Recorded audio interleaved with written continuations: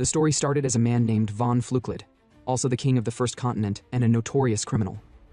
He said that his grandson is likely to become a rare villain, and all the 4 continents will perish by his hands. That's why von Fluklid killed his grandson in his past lives, but it was impossible to change the predestined fate. Fluklid experienced countless failures and saw the destruction of the world every time, with only despair remaining in the 4 continents. That's why Fluklid decided to become more cruel, but in the end, he embraced hope the day his grandson was born, and couldn't kill him. The name of this little boy is Cain von Euclid. He's our protagonist and we shall call him Cain. Fluklid called out his cute grandson and he replied, "Yes, grandfather." He then told Cain to follow him. As they were leaving, von Fluklid told Cain that if they can't change fate, then he will make Cain strong enough so that whatever fate comes his way won't be able to affect him. From then on, our MC went on a 13 years long journey with his grandfather. 13 years later, in the 4th continent, a land governed by strength, a huge man held a trembling woman hostage. His voice boomed as he demanded the swordsman hand over their goods, or he'd end her life. "Hurry up!" he barked. "Do you want to trade for this woman or not?" The woman, in tears, pleaded desperately. "Please save me. I have a child, please." Her voice cracked as she begged. Among the swordsmen, a female warrior turned to their lord and said that they can't let go of the goods at any cost. It's too important to the clan. Another swordsman standing behind them hesitated, but they could save her life if they just give the man what he wants. The lord was torn. Frustration lined his face as he shouted at the towering man. "Is it not shameful for a so-called warrior to take a woman hostage?" The huge man grinned. "Say what you want. It doesn't change the fact that her life depends on their decision." The woman broke into sobs, saying that her child just started walking the day before yesterday. She begged them to save her. The lord clenched his fists. "Damn it," he muttered, his mind racing. He's in a tight spot, and don't know what to do. Suddenly, a voice cut through the tension. "So, you're Kuragami Makoro, the Black Wolf Demon?" The huge man's expression twisted into a snarl. "Who's there?" From the shadows emerged a guy with a cold gaze. Turns out to be Cain, our grown MC. Cain said to the huge man, "So you have succumbed to evil." The huge man froze in confusion. What does he mean by that? Before he could finish, Cain stepped without hesitation, struck, and in an instant, both the hostage and the huge man fell to the ground, their severed heads rolling in the dust. The Lord of the Swordsmen erupted in rage. "Why? Why did you kill the hostage too? Who are you to do such a thing?" Cain didn't answer. Instead, he sprinted toward the group with deadly precision. In a blur, he slayed the swordsman standing behind the Lord. The warrior lord screamed in shock and charged at Cain. "How dare you attack my men?" the Lord yelled. He raised his blade, but Cain parried with an almost casual flick of his sword, sending the Lord flying backward.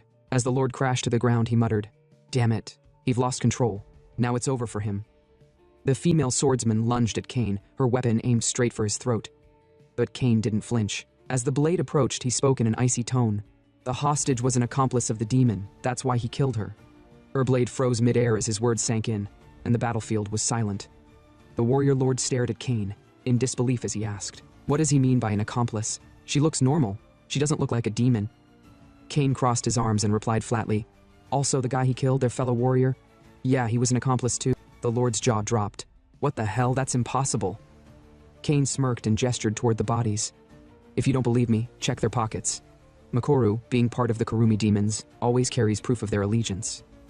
The warriors hesitated but eventually checked the 3 bodies. Sure enough, they found the unmistakable badge of the Kurumi demons. The Lord shook his head, stunned. He couldn't believe it. That warrior has been with them for years. How could he have been in cahoots with demons? The group bowed in gratitude to Cain, one of them saying, "Thank you for figuring this out for us." Cain waved them off. No need to thank him. He only did what anyone else would have done. The Lord stepped forward. But wait, how did he know they were Kurumi demons? How could he be so sure? Cain shrugged. It's not like he knew they were demons. He simply attacked evil. His blade never lies, it always strikes true against wickedness.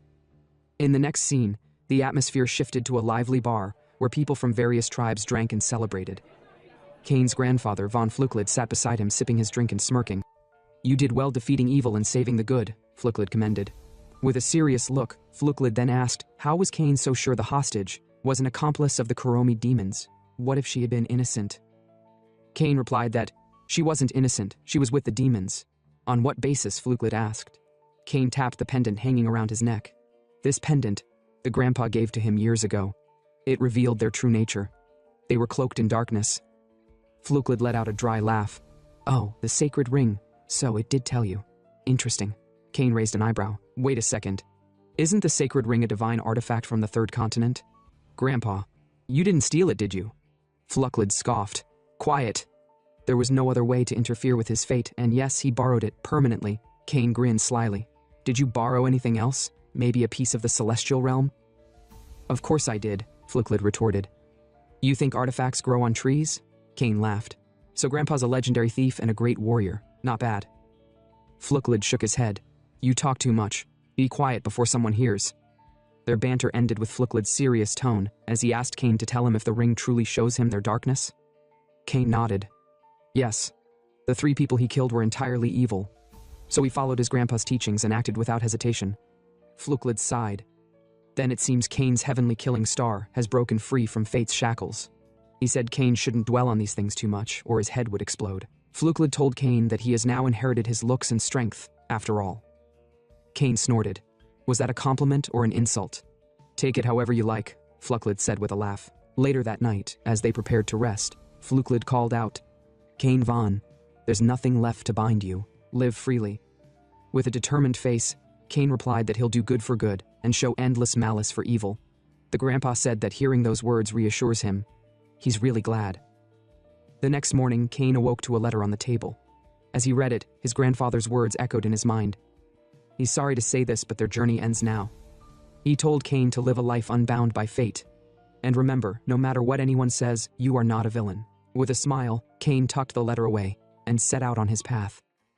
His first stop, a forest teeming with Kuromi demons. He wasted no time slaying them, cutting down foe after foe with ease. One demon with a tribal mark on his eye sneered, You're not bad, kid, but you insulted Kuromi. That's unforgivable. Before he could finish, Cain interrupted with a clean strike. You talk too much. As the battle raged on, Cain's sword broke mid-swing. He sighed. This sword didn't even last through 100 demons. 2 remaining demons charged at him, screaming, You bastard! Cain dispatched the first effortlessly, muttering, First come, first served. The second demon begged for his life. Wait, please let me explain. Cain wasn't in the mood. He silenced the demon with a punch that shattered his nose. Cain then grumbled that knocking people out without killing them is harder than it looks. The guy fell to the ground begging our MC. He told Cain that he's just a low-level Kuromi with no value. Cain said he's aware. The guy was like, Huh? How did he know? Turns out that our MC has a pendant that detects evil, and for this guy here, the pendant shines white, which means he's not evil. Cain then told the guy that he sees potential for his rehabilitation. He should repent in prison. With the battle over, Cain grabbed a new sword from the corpses and was about leaving when he noticed a bright figure on a nearby rooftop. It was someone he recognized, a sword master his grandfather once introduced him to. Cain then said he would leave the fate of this Kuromi to the master. The master observed Cain, impressed. So, this is the foreigner who slays Kuromi demons with a single stroke. He was eager to see who it was, but he's now more shocked by the fact that Cain could sense his presence from that distance. Is not an ordinary person indeed. But he wondered, why did he let one of the Kurumi go? It's as if Cain left the last person's fate to the man. But as he was looking, a lady walked up to him and called out, Master! She asked him, what is he doing here? But the master said, yeah, he has a place to go first, and sprinted away from the building. As he was sprinting, the girl said she will follow him too. And as they were running, just as the last guy was about escaping, they struck him with a stone on his head, adding to the pain Cain has caused him already. As they landed, the master said with a sigh that he almost let him escape. The disciple asked him, who is this person? And the master said, the guy is a Kurumi demon. Upon hearing this, the disciple became furious and the smile on her face changed. She pointed her sword to the Kuromi and said, he is still alive. Can she finish him off? The master declared, no, the Kuromi will be judged by the law at the government office. However, his disciple asked if it's necessary to go through such trouble. Why not kill him immediately? She believed immediate action was the best solution. The master replied calmly, someone specifically requested that he handle the Kuromi himself. The girl frowned in disbelief. What? Who could make such a request from such a distance? How did they even know her master was here? She was shocked, realizing that whoever it was must have detected the master's presence from an extraordinary range. Even the top disciples of the clan struggled to locate the master despite their best efforts. The only reason she could find him now is because she knows the places he occasionally visit. Otherwise, she wouldn't have been able to track him. The master smiled faintly. That child has good eyes. The disciple's surprise deepened. Child? Is her master saying it was a child who managed to accomplish this? Is he around her age? The master nodded. Yes, about the same age. At that moment they noticed a broken sword lying on the ground. The master chuckled dryly. It seems to be the sword the boy used to fight the Kuromi demons. The girl's eyes widened. For the sword to break, does that mean he didn't use internal energy to shield the blade? Then it clicked for her. She realized with amazement. Wait, he defeated the Kuromi demons without relying on internal energy. That means his physical skills and swordsmanship are superior to hers. Meanwhile, in the central continent, an autonomous region established to promote peace between all 4 continents, people from across the world gathered in harmony.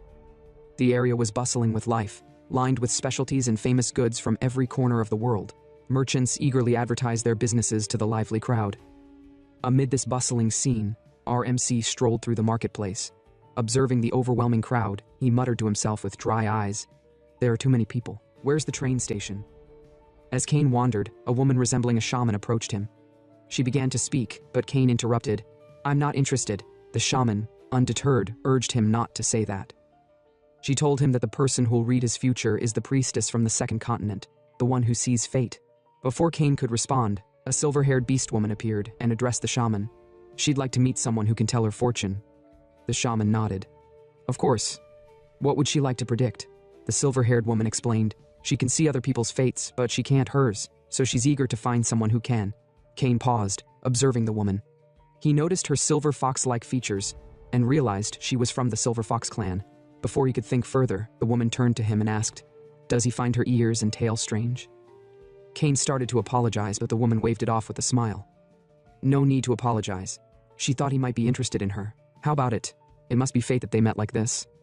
Why don't they get their fortunes told together? He should not worry. She would pay for both of them. Kane, feeling awkward, declined. The woman sighed and said, "It's fine. She'll leave then."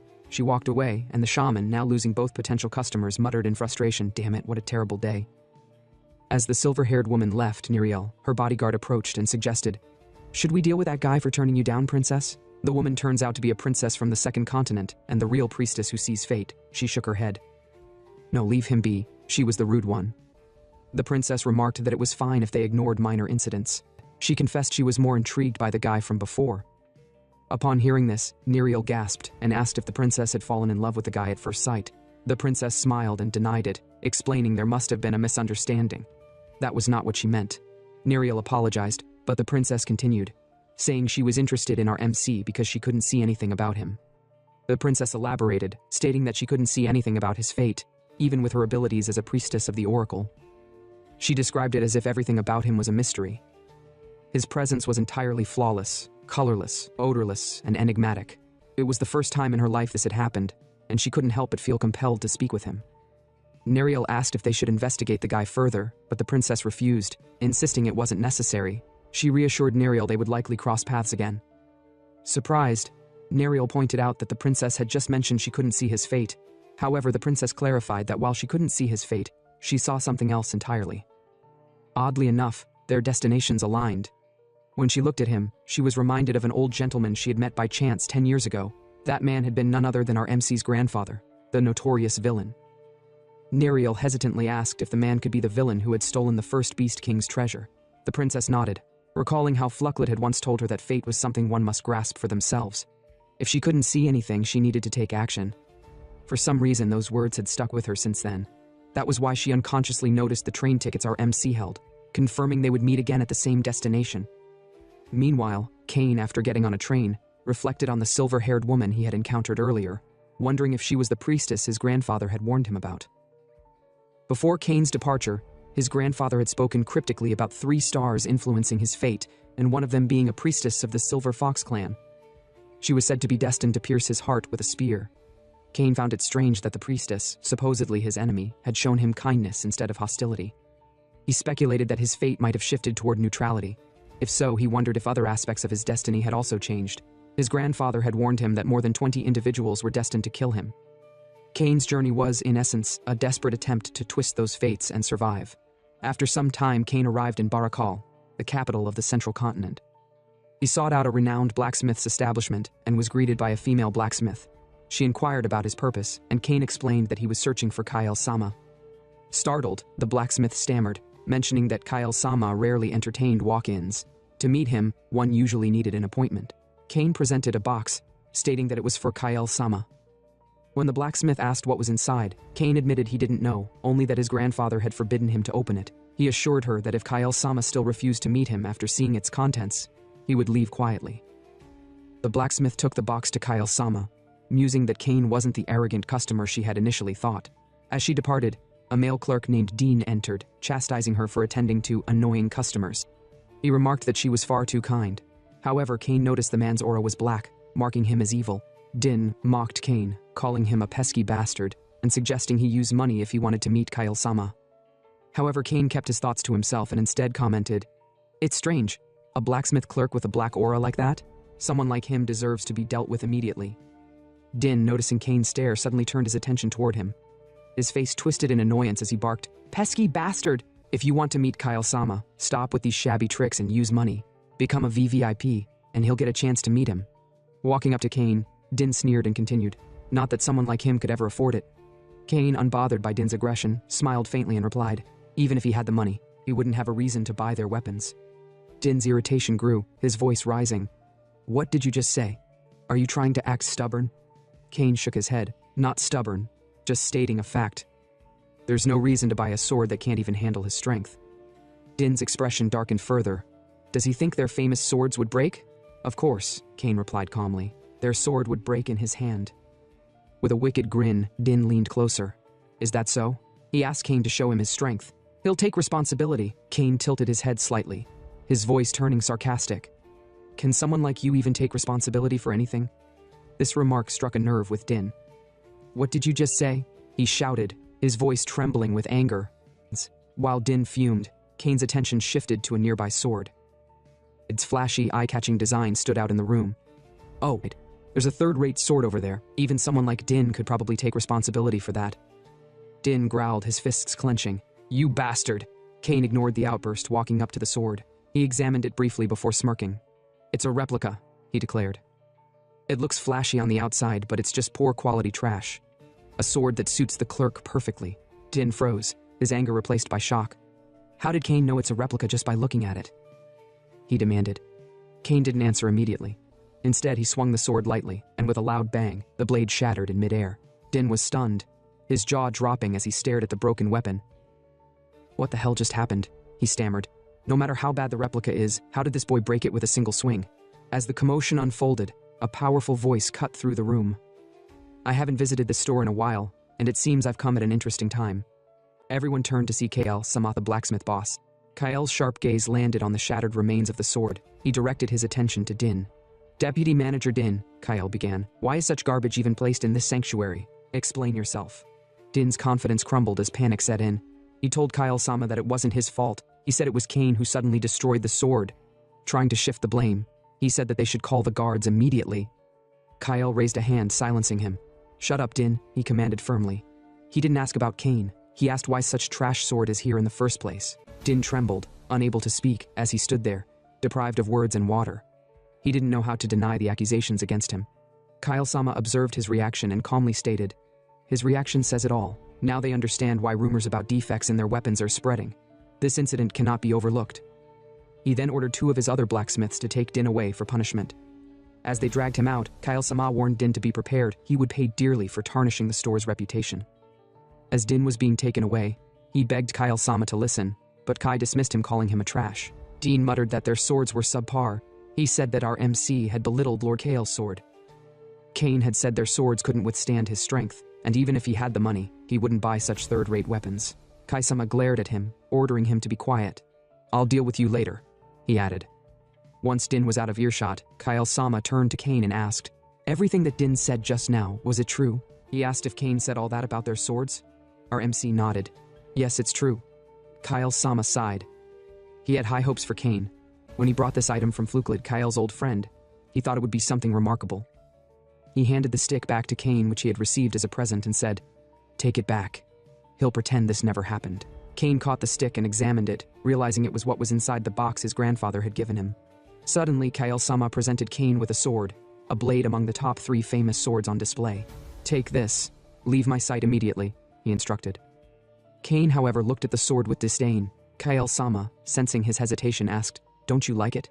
He recalled Kane's earlier words about their swords not being worth buying and now asked, "What will you do?" "Will you pay for this sword with gold coins?" Cain took the sword but spoke up. Although his previous statement was insensitive, he understood if Kyle took it as an insult. But it's a misunderstanding. He unsheathed the sword and explained. He didn't mean to belittle their sword, he only spoke the truth. It's not just their sword, any famous sword can't withstand his strength. With a powerful swing, the sword shattered instantly. Kai-sama stared in shock. How surprising. The famous sword broke without mana being infused. It's unbelievable that a boy like him with just raw strength can put such pressure on the sword. A while later, both Kyle-sama and Cain sat down, and the old man apologized. He was wrong to insult the grandson of Flukelid. Cain, however, responded, "No, it's him who should apologize." He also said something rude. Deep down, Cain reflected on his actions, realizing that he needed to be more considerate. He's not good at understanding people's feelings, he thought to himself. Kai-sama then asked, "What's the reason Cain came to see him?" Bringing a mistletoe branch suggests it's something important. Cain seemed surprised. Oh, so that piece of wood was a mistletoe branch? He didn't know. Kale-sama, intrigued, asked, "You brought such a rare item without knowing what it was?" Cain answered, "Yes, his grandfather told him never to open the box. By the way, is this branch really that valuable?" Kyle-sama nodded. Valuable isn't the right word, it's a treasure among treasures. Anyone would call it divine. At the mention of the word divine, Cain muttered to himself, his grandfather must have stolen this. He then voiced aloud, "For a divine item, the mistletoe has a weak aura." Kyle-sama chuckled and said, "That's because it's not precious yet. But if he make weapons from this mistletoe branch, it can give any sword the qualities of a divine weapon." Cain, intrigued, asked if he will make a sword for him out of it. Kyle-sama was shocked and asked what he meant. Cain explained, "As you can see, he can't wield metal properly. Any famous sword he used breaks before he can even swing it. But there's a reason for this." Cain revealed that 10 years ago, after consuming the treasure of the deep sea, an item his grandfather stole, his body became unable to handle metals. It's not just iron. Even materials like orichalcum and meteorite are destroyed when he touched them. All weapons are made of metal, so he've never had his own weapon. He always have to borrow one. Kyle-sama nodded slowly. A destructive nature, he've heard of it. Sounds like the legendary beasts of the deep sea. If this is Cain's constitution, now he understands why Flukelid sent that mistletoe branch. A weapon made from it wouldn't be affected by Cain's condition. Cain stood up suddenly. Does that mean he can finally have his own sword? Kyle-sama smiled. Yes, he can. Cain nodded eagerly. Please, make me a sword. Kyle-sama reassured to trust in him. He'll have it ready soon. Cain then began to leave the Ironheart's building. As he walked away, he thought to himself, he almost gave up on having a weapon, but this might be the last gift from his grandfather. Suddenly, Cain noticed a commotion among the blacksmiths. They seemed frightened, murmuring that they needed to report something to their boss. As the lady moved to inform him, Cain approached her and asked, "What's going on?" They seemed serious. The girl was like, "Cultivator guest?" From her expression, Cain asked her if Din escaped by chance. Startled, the girl said yes. She promised they would capture him and bring him to justice. They begged Cain to forgive them for letting Din escape. Cain found the situation awkward. He thought, is it really necessary for them to apologize this much for letting Din escape? He recalled the girl calling him cultivator guest and realized that they had misunderstood him as a master from the fourth continent. Most masters from there were known for difficult personalities, which is why the clerks feared him. Among them, the only one with a normal personality was the sword god. Cain, aware of their misunderstanding, told them, "Lift your heads up."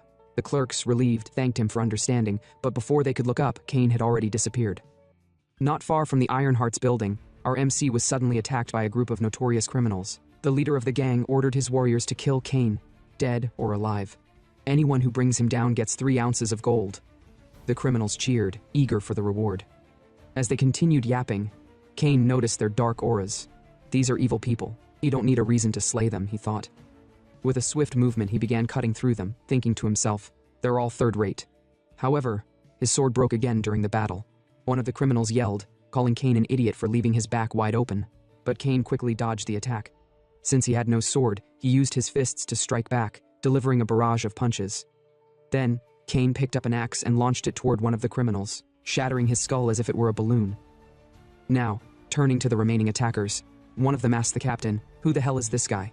The captain assured him not to be scared, stating that the opponent was alone and posed no threat to all of them. But before he could finish speaking, Cain knocked him down and raised his sword toward his leg. With a swift strike, Cain stabbed him in the chest, killing him instantly. The remaining attackers, about 3 in total, yelled, questioning how dare he kill their captain. But just as they were about to attack him, Our MC spinned like a tornado and slayed them all at once. Only 2 attackers were left now. The first one, trembling, said he had been threatened. If he didn't help with the attack, they would have killed his family. Cain, as vicious as ever, slayed him in an instant. Then, he walked up to the last attacker. Before killing him, he said he would ask him one question, and if he answered honestly, he would spare his life. The man, crying, yelled that it was a lie. Cain would kill him anyway, no matter what he said. Our MC, however, gave an oath on his sword, a promise made by a swordsman to their blade. Breaking it would restrict the use of mana, and for a master, it could be fatal. Cain then swore on his sword that if the man answered honestly, he wouldn't harm him. The man, unsure but desperate, asked if Cain was truly serious. "All right," the man said. "What do you want to ask me?" Cain asked him who had sent them to attack. The man paused for a while, but after some silence, Cain grew impatient. He stabbed the man in the leg and demanded, "Will you answer my question?" The man yelled in pain and finally said, "It was Din. It was Din who sent them to attack Cain." Cain nodded as expected. "It's him," he muttered. "There's no one else." He then asked the man, "What is the root of this request?" The man replied that there was a large organization based in the capital, Barakal. Din had used his connections to get them involved. Cain muttered in disgust. "Trash, Din." He realized that this man had to be part of a criminal organization. It made sense now. Working fraud in the shop wasn't the level of black mana Din could pull off. Cain then asked, "Where is their base?" The man replied, "There's not just one. It's a huge organization with many branches. The headquarters, though, is at the resting place Leon. That's their main base of operations, and that's where the request came from." Cain processed the information. "Resting place Lan. It's close from here." It reeked of an evil aura. He turned to the man. "Just to make sure, he's not lying, right?" The man swore that he wasn't lying, and Cain nodded. "All right, I believe you. It doesn't seem like he's lying." The man then said he would leave, but Cain stopped him. "No, I'll kill you." The man yelled, "Didn't he swear on his sword that he wouldn't kill him?" Cain responded coldly. "Unfortunately, the sword oath doesn't apply to him." The man's eyes widened in disbelief. "That's impossible. The sword oath applies to every swordsman." Cain smirked. "Not anymore. Since he ate the celestial peach his grandfather stole, the gift of mana disappeared from his body. The restrictions that bind mana no longer apply to him." The man, still in shock, said, "Wait, even so, breaking a warrior's promise of pride, it's not right." Cain nodded. "Yes, a warrior's pride is important, but there are exceptions. A promise made with a villain is not a promise." Cain swung his sword with a swift motion, decapitating the man. The man's head hit the ground with a sickening thud, and his sword shattered in the process. Afterward, Cain let out a sigh. He thought this sword would last for a while, but it didn't even last 10 swings, he muttered. As expected, he need a sword that won't break. In the resting Leon, Cain examined the environment. The building, from the outside, looked like a normal lodge. But that was only true for the lobby and the exterior. When anyone used the hidden passage inside and went to the basement, they found a place filled with notorious criminals. It was a hub where all kinds of dangerous individuals gathered. Inside the building, a group of criminals were gambling. They even humiliated a little boy by the side, treating him like a dog. One of them sneered and asked their fellow member, "Where did you get this little brat from?" He laughed and answered, "He grabbed him from some random place." Meanwhile, a man yelled in frustration, "Damn it!" It turned out to be Din, Ironheart's former deputy manager, who's on the run. He muttered angrily about the idiots he sent, who couldn't even handle Cain. More importantly, he looked up and saw a masked man. Had he known the man was coming, he wouldn't have left those bastards to handle our MC. He would have sent the masked guy to deal with Cain himself, Dean said, his frustration growing. The masked man was well known as a capable figure, even in Atla, the most notorious organization across the 4 continents. For him to be here, it meant that the boss had high expectations of Din. Din then asked the masked man if he was planning to make his move right away. The masked man responded coldly, "What do you mean, make a move?" Din asked, "Isn't he here to deal with Cain who disgraced him?" The masked man shook his head, explaining that the only orders he had were to retrieve something from Dean, nothing else. He was only told to get the information that Dim had on the Iron Heart, the masked man added, glancing at Dean. "Are you sure you don't have something more to report to the general boss?" Dean froze, a little scared. He wondered if, after giving the masked man the information he needed, the man would kill him. But as if reading his mind, the masked man assured him, "I wasn't ordered to dispose of you. You're safe, for now." The masked man was then handed a small card. He looked at it and said, "All right, you've received the item. He'll be leaving now." But Din wasn't done. "Wait," he called out. "If he's leaving, who's going to protect him while he's on the run?" Suddenly the masked man snapped, "Shut up, you fool." He asked if Din did not notice the sudden quiet in the building. Outside, something was definitely going on. Back in the gambling hall, the little boy, who had been humiliated, covered his eyes. "I've already counted to 20, he said. "Can I open my eyes now?" Kane, who seemed to have infiltrated the base, freed the little boy from his chains and gently told him, "Please keep your eyes closed for a little longer." Inside the building, Din and the masked man were both shocked by how Kane had managed to infiltrate their base. They prepared to attack him, but our MC ignored them. He turned his attention to the boy and said softly, "It's fine for him to sleep now. By the time he opens his eyes, he'll be in his mother's arms." Once the boy fell asleep, Kane turned to face Din, and as their eyes clashed, Din felt a chill run down his spine at the sight of Kane. The masked man looked at Din and asked if he knows him. Din nodded, his voice trembling. "Yes, it's him, the damn brat who disgraced him." The masked man chuckled. "Wow, this kid is something else. He's pretty impressive for his age. Was it really necessary for him to go this far by killing their colleagues?" "That's cruel." Kane smirked. "Cruel? How laughable," he said. "They wouldn't even understand the meaning of the word cruel. All he did was decapitate the man boasting about decapitating others. He tortured those who enjoyed tormenting others as hard as he could before killing them. Isn't that fair?" The masked man argued.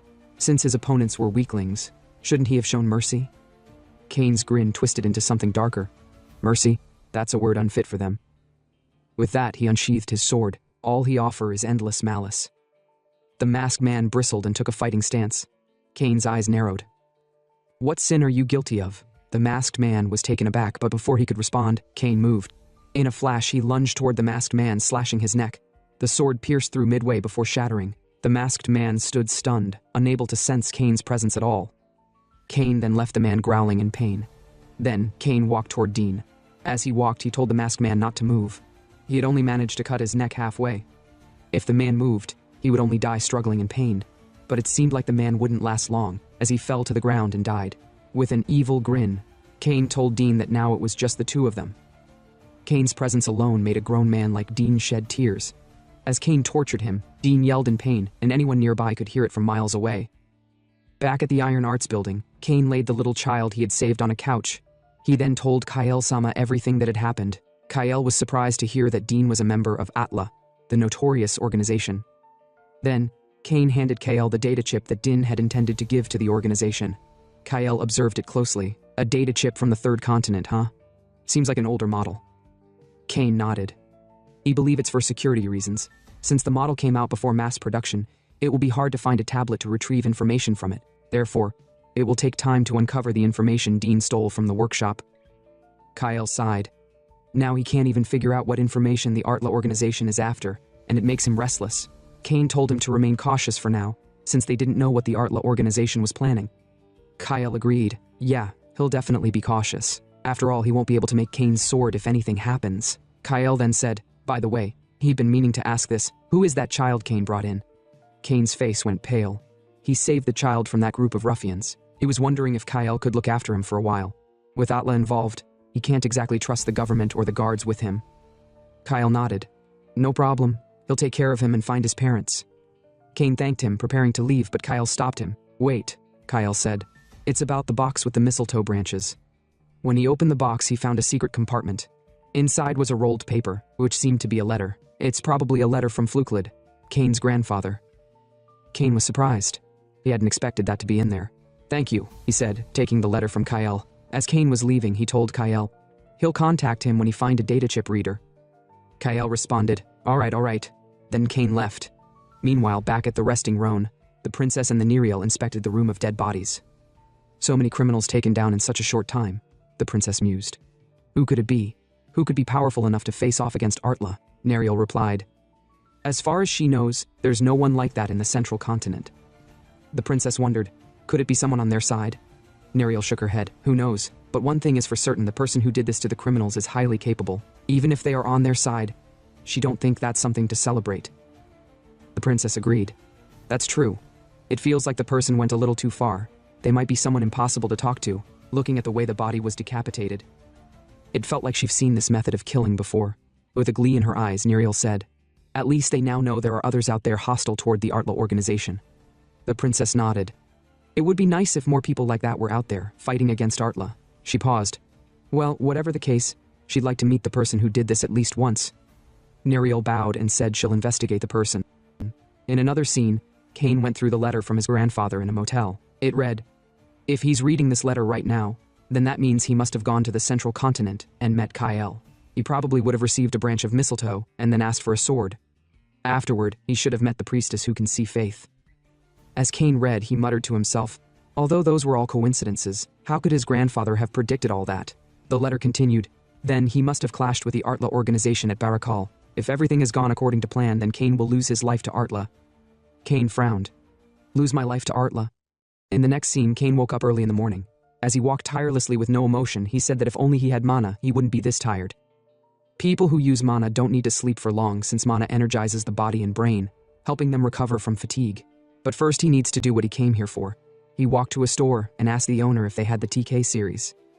The man replied, no, that was released years ago. There's no way they have it. Cain left and went to another store. It was the only one left he hadn't checked for what he was looking for.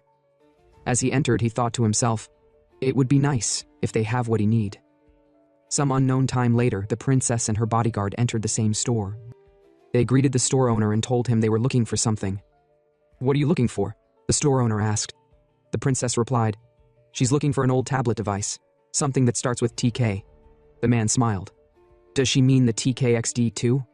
It's been getting popular lately. A young man came in a while ago asking for it too. The princess was shocked. A young man asked for it too? The store owner nodded. He sold his last one to him. Neria whispered to the princess, there's no way an ordinary person would buy such an old device. The princess speculated, it must be the Artla organization that wants it. Neria agreed. Yes, they should try tracking the buyer. The princess turned to the store owner and said she really want to see the actual TK32XD2. Can he describe who bought the last one? After obtaining the TK device, Cain inserted the data chip into it and was stunned by what he discovered. The data contained detailed plans for battle supplies and acquisitions. The Atla organization intended to gather all weapons stored in Ironheart's blacksmith and kidnap Kyle along with his family to ensure continuous mass production of weapons. Even more disturbing was the information about Kyle's residence and the whereabouts of his daughter. Upon seeing this, Cain thought to himself that he must inform Kyle-sama immediately, or it might escalate into a serious issue. Just as he was about to leave, a voice called out to him saying, "Ah, I've finally found you." Turning around, Cain saw the princess. With a warm smile, she remarked, "I knew it. You're the gentleman I met back at the station." She greeted him, adding, "Hello. You still remember me, right?" Cain, however, was caught off guard. He thought to himself, "Isn't this the princess who can see fate? Why is she here of all times?" The princess then said, "Don't he remember her?" Cain replied, "Yes, he remember." With a relieved smile, she said she's glad. She might have broken down in tears right here, assuming Cain said he don't remember her. Our MC stared at her, wondering what's with this girl. But before he could react further, she raised her foot slightly and leaned toward Cain, as though she wanted to kiss him. Looking into his eyes, she remarked, "The more she looks at him, the stranger it feels. Why can't she see his fate, no matter how hard she looks?" Interrupting the moment, Neriel spoke firmly, "Princess, we should focus on the matter at hand." The princess, as though realizing the urgency, turned back to Cain and asked bluntly, "Are you a member of Atla?" Hearing this, Neriel was shocked. Why would she ask such a direct question? Even if he were a member, wouldn't he deny it? Cain, without hesitation, replied, "No, he's not a member of Atla. In fact, he's against them." The princess smiled softly and said, "She knew it. She knew he wasn't a bad person." Suddenly, a voice echoed from nearby, startling everyone. Cain turned to see who it was. Standing there was a man he instantly recognized as a threat. It was Show Python, an executive of Atla. The sight of him caused everyone to tense up. Show Python smirked and said, "Isn't that the princess of the second continent? What a surprise to find her here." Sensing the danger, Neriel stepped forward to shield the princess and warned Python, "Don't come any closer or he won't like what she'll do." Python chuckled and said, "Relax, he won't come any closer. Instead, why don't they tell him why they're here in the central continent?" The group remained silent. Python, unbothered, glanced at a device in his hand and said, "They don't need to answer. Anyone buying the TK device is clearly here to investigate Atla." His eyes narrowed as he scanned them. "But it wasn't the princess who purchased it, was it? It was you." His gaze landed on Cain. Cain showed no reaction, but Python continued, "They deliberately placed it in a second-hand shop to lure out those resisting them. And thanks to that, they've caught a big fish today." Despite this, Python seemed puzzled. "Who is he anyway? Is he with the princess? Or just an ordinary person who stumbled into this mess?" Cain, maintaining his calm, replied that he's just an ordinary person who knows nothing. Python burst into laughter. "Fine, he'll believe that for now. After all, our MC is not a beast man." Suddenly, Members of Atla began setting up speakers around the area. Python announced, "Now, they shall all enjoy a little show." With that, he pressed a button, and an eerie sound emitted from the speakers. The sound had a devastating effect. Both the princess and Neriel began to lose strength, collapsing to the ground. Python laughed loud and declared, "That's the power of the anti-beast man weapon." He told them to sleep well. When they wake up, they'll find themselves in an underground prison. Neriel, struggling to stay conscious, whispered, "I'm sorry, princess." She couldn't protect her. Kane stood frozen, powerless to act as he watched them faint. Python turned to Kane, his grin widening. "Now it's your turn." Seeing our MC stand there so blankly makes him seem like an ordinary person, but he couldn't let him go. He told Kane to come quietly, promising to release him if nothing came up in the investigation. Kane smirked. "So, you're taking me to your base?" "Yes," Python replied. "Put on the handcuffs. I don't plan to hurt you. Besides, they captured the princess thanks to him, so he's in a good mood." He held up the handcuffs. "These are flow iron, the strongest metal in the world. They suppress special powers like mana, and their cost exceeds that of a mansion." Kane grinned. "Fine, he'll follow him to their base." Sometime later, Neriel woke up in a cold prison cell, her hands and feet shackled. She shivered and looked around. "Where am I?" she muttered. Realizing the princess was gone, she screamed, "Princess, where are you?" Kane, sitting nearby, said calmly, "You're awake. He said that Atla took her master a while ago." Neriel panicked. "No, they might hurt her." Kane told her to relax for now, there are no guards here. Someone called them away. She noticed his shackles and asked if he's against Atla too? Or is he with them? Kane replied, "He's against them. They're after his sword." "Your sword?" she asked. Kane said yes. "It's yet to be made, but it will be one of a kind. He won't let them have it. That's why he'll crush them." Neriel frowned. "Crush them? We're powerless. These shackles suppress mana, and even the Beast King couldn't break them." Kane stood and grinned. "Flow iron is still just metal. It can't restrain him." With a loud crack, he shattered his shackles. Neriel gasped. "How did he do that? This is the strongest iron in the world." Kane walked over. "Stay still. He'll break hers too." And bang, he shattered her shackles with ease. Neriel stared in disbelief. "Is she dreaming? How did he break them?" Kane smirked. "Let's go. They need to save the princess. They took her that way." In another room, Python stood over the princess. "The priestess of fate," he mocked. "Rejoice, princess of the second continent. Thanks to her, he might get promoted." The princess glared at him with disgust. Python chuckled. Such defiance, those eyes. He'd feel like gouging them out for his collection. The princess smirked. "How about she gouge out his eyes instead? He'd enjoy it more." Python grinned. "Sharp tongue, I like that." He brought out a tool and said, "The boss might get mad, but taking one of her eyes should be fine." The princess, though scared, dared him. "Do it. But she'll return this humiliation twice as hard." Python stepped closer, but a loud crash interrupted him. He turned and yelled, "What's going on? I said no one should interfere." Kane appeared, sprinting toward him. With a powerful kick, he sent Python flying. Before Python could recover, Kane delivered another blow, leaving him writhing in pain. Kane turned to the princess and asked if she's okay. She nodded, but said, "These shackles, they can't be broken." Without talking too much, our MC broke her shackles instantly. She stared in shock. "How did he break flow iron?" Kane didn't answer. "Your guard is outside. Go. I have something to settle with Python." Kane asked the princess to wait outside with her guard, explaining that he could not let anyone see what he was about to do. The princess complied and stepped outside. Upon seeing the princess, Neriel smiled warmly and hugged her, expressing relief that she was safe. However, their brief moment of peace was shattered by piercing screams coming from the room. It was Python's voice, pleading with Kane to stop. The sound reverberated through the building, leaving everyone outside tense with unease. The princess told Neriel that Kane mentioned conducting an interrogation, but she found it unsettling. For Kane to make an executive of Atla scream in such agony, it was almost incomprehensible. Neriel added that Kane had even destroyed the flow iron handcuffs earlier. She began to question who Kane truly was, and what his ultimate goal might be. Moments later, Kane emerged from the room, apologizing for making them wait and urging them to leave. "It's dangerous here," he said firmly. The princess, unable to contain her curiosity, asked about Python's fate. "What did you do to him?" she asked. Kane responded bluntly, "He's dead." Despite Kane's warning, Neriel insisted on confirming it with her own eyes. Kane tried to dissuade her, warning that she would regret it, but her determination drove her forward. When she entered the room, she was confronted with a horrifying sight. Python's body had been mangled beyond recognition. His organs and eyeballs were severed, and his form was crushed in ways that defied belief. Overcome with shock, Neriel vomited at the gruesome scene. She couldn't help but wonder how Kane had managed such destruction in so little time. In the next scene, Kane revealed that he had extracted critical information from Python. Using this knowledge, they located the Atla branch's base. The structure loomed ominously in the fog. No wonder it was hard to find, Kane remarked. They've set up their base in a place like this. Once inside, Kane pointed to a blueprint. It contained details about a device that had neutralized Neriel and Kyle during their previous encounter. Both of them stared in shock as Kane explained the device's function. It targeted beastmen specifically, disrupting their blood flow, which was vital for enhancing their bodies through mana.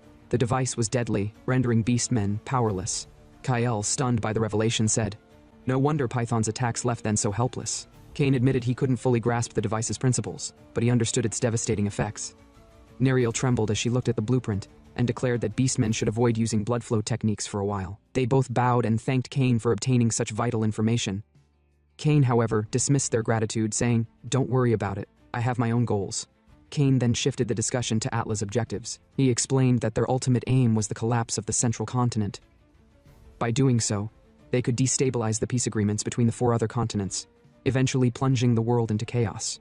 Atla intended to spark intercontinental wars, exhaust military strength, and seize power during the ensuing turmoil. The princess and Neriel were horrified. "Is this what they've been planning all along?" Neriel asked, her voice shaking. Kane clenched his fists in anger, muttering to himself that he now understood the meaning of his grandfather's cryptic warnings. He told them that this was all he could share for now, and that he needed to act independently from here on. The princess protested, saying they hadn't properly thanked him for saving them. She pleaded with Kane to visit their base, but he declined, citing an urgent matter. He explained that Atla might launch an attack on Ironheart soon, and he needed to warn Kyle-sama. As Kane prepared to leave, the princess held his hand and asked, "Can you at least promise to meet me again?" Kane hesitated but eventually agreed. "All right, they should meet tomorrow at 6 p.m. at Sarah's Tavern," he said. The princess nodded, promising to be there. As Kane leaped away, Neriel remarked, "This guy has some incredible skills, comparable to even their Beast King." The princess nodded thoughtfully. "Don't she think it's somehow fateful? He's the only one whose fate she cannot see, and he saved her life." She decided then and there to ask our MC for his real name when they met the next day. In the next scene, Kane arrived at Ironheart and knocked on the door. Kyle-sama opened it, surprised to see him so late. "Kane, what brings you here at this hour?" Kane replied, "He've confirmed the contents of the data ship that Dean had." A while later, Kane filled KKL-Samain on all the information he had gathered. Kyle-sama couldn't believe what he was hearing. Holding his head in despair, he exclaimed, "Those Atla guys. He can't believe they were plotting all this against him." Kane informed him that Atla's ultimate goal was war. To ensure a steady supply of weapons, they would undoubtedly try to seize Ironheart. Kyle-sama sighed heavily and admitted he did predict this might happen eventually, but he didn't expect it to happen so soon. Kane then suggested that Kyle-sama and his craftsmen should hide somewhere for their safety. However, Kyle-sama sternly replied, "That's impossible. If Atla discovers they're onto their plans, they will launch an attack. No matter where we hide, they'll find us, and because Kane attacked their base, they will now be searching for him desperately. If they suspect Kane is working with Kyle, it'll be over for them." Kane apologized, acknowledging that he had been careless, but Kyle-sama reassured him. "Don't worry about it. He must have been anxious because of the mistletoe branch. He should focus on his own goal instead." Kyle promised to make the sword for him. However, Kane interrupted. "What's the issue, Kyle-sama?" Kyle-sama asked if he knows about the Sertretan substance. "It's a special metal from the second continent, and it's essential to neutralize the unique properties of the mistletoe branch. Without it, he can't complete the sword, but obtaining it is extremely difficult." Kane thought for a moment and then said, "If that's all is needed, he might know someone who can help." In the next scene, Kane met the princess at a cafe, as planned. As she sipped her tea, she was startled when Kane abruptly asked about the Sertretan metal. "Why does he need it all of a sudden?" she asked, curious. Kane explained, "It's for something important. Can she get it as soon as possible?" It became clear that Neriel's sword was made from the substance Kane was searching for. As the princess glanced at the sword, Neriel snapped, "No, she can't give it away." The princess turned to Neriel, her smile sharp and calculating. "Neriel," she said, repeating the name softly, over and over. Eventually, Neriel sighed and reluctantly handed over the sword. "This sword was a gift from the Beast King," Neriel said. "It's as valuable as her life. But fine, take it." Kane graciously thanked her and promised, if they need information about Atla's bases, he'll share what he know. The princess raised an eyebrow. "He actually have intel on the other bases?" Kane nodded. "Yes, and he'll tell them everything. But first, they should focus on forming an alliance." Surprised, the princess asked, "An alliance? With them?" Kane explained that he'd been acting alone this whole time. To defeat Atla, he need reliable and trustworthy allies. The princess asked if he can really trust them. Cain smiled.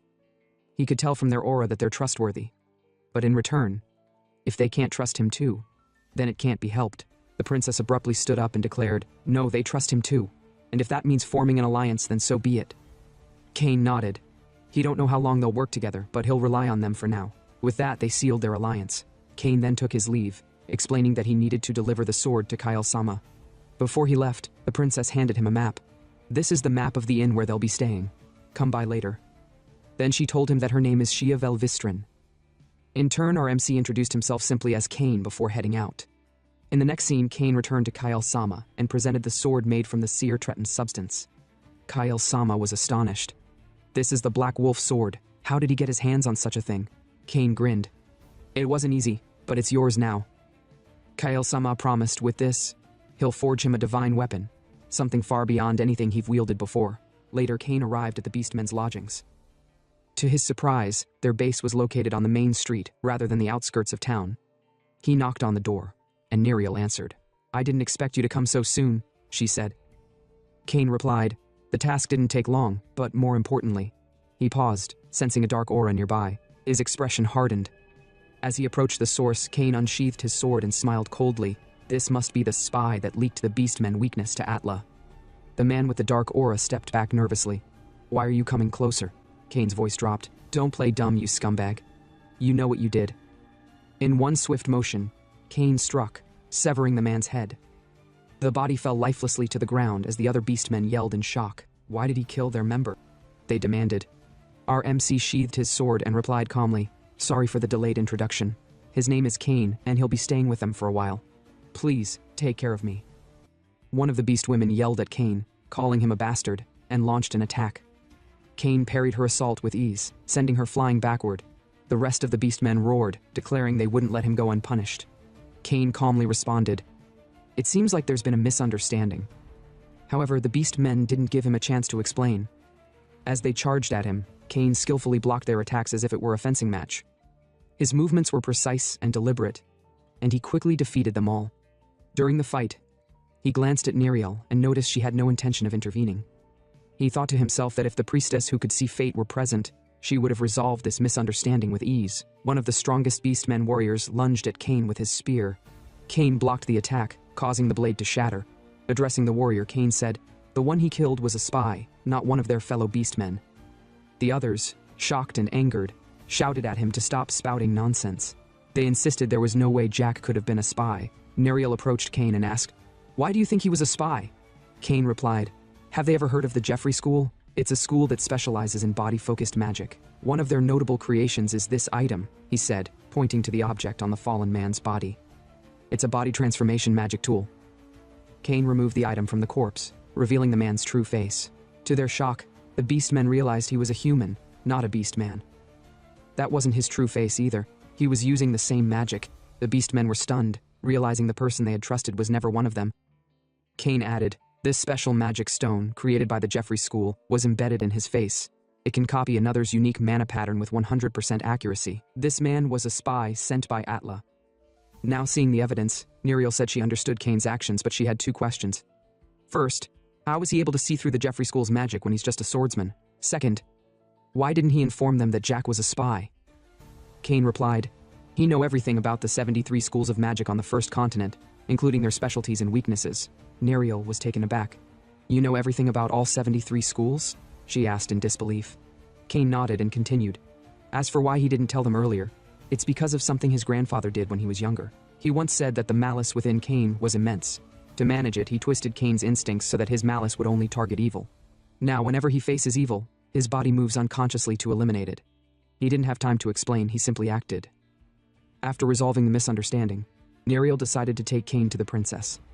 As they walked, she told him, next time, please try to explain things before you act. Cain apologized, promising to try to control himself in the future. To thank him for his efforts, Neriel said she would speak to the princess about arranging a reward. Cain then asked, where is the princess right now? Neriel replied that she's praying on the top floor under the full moon.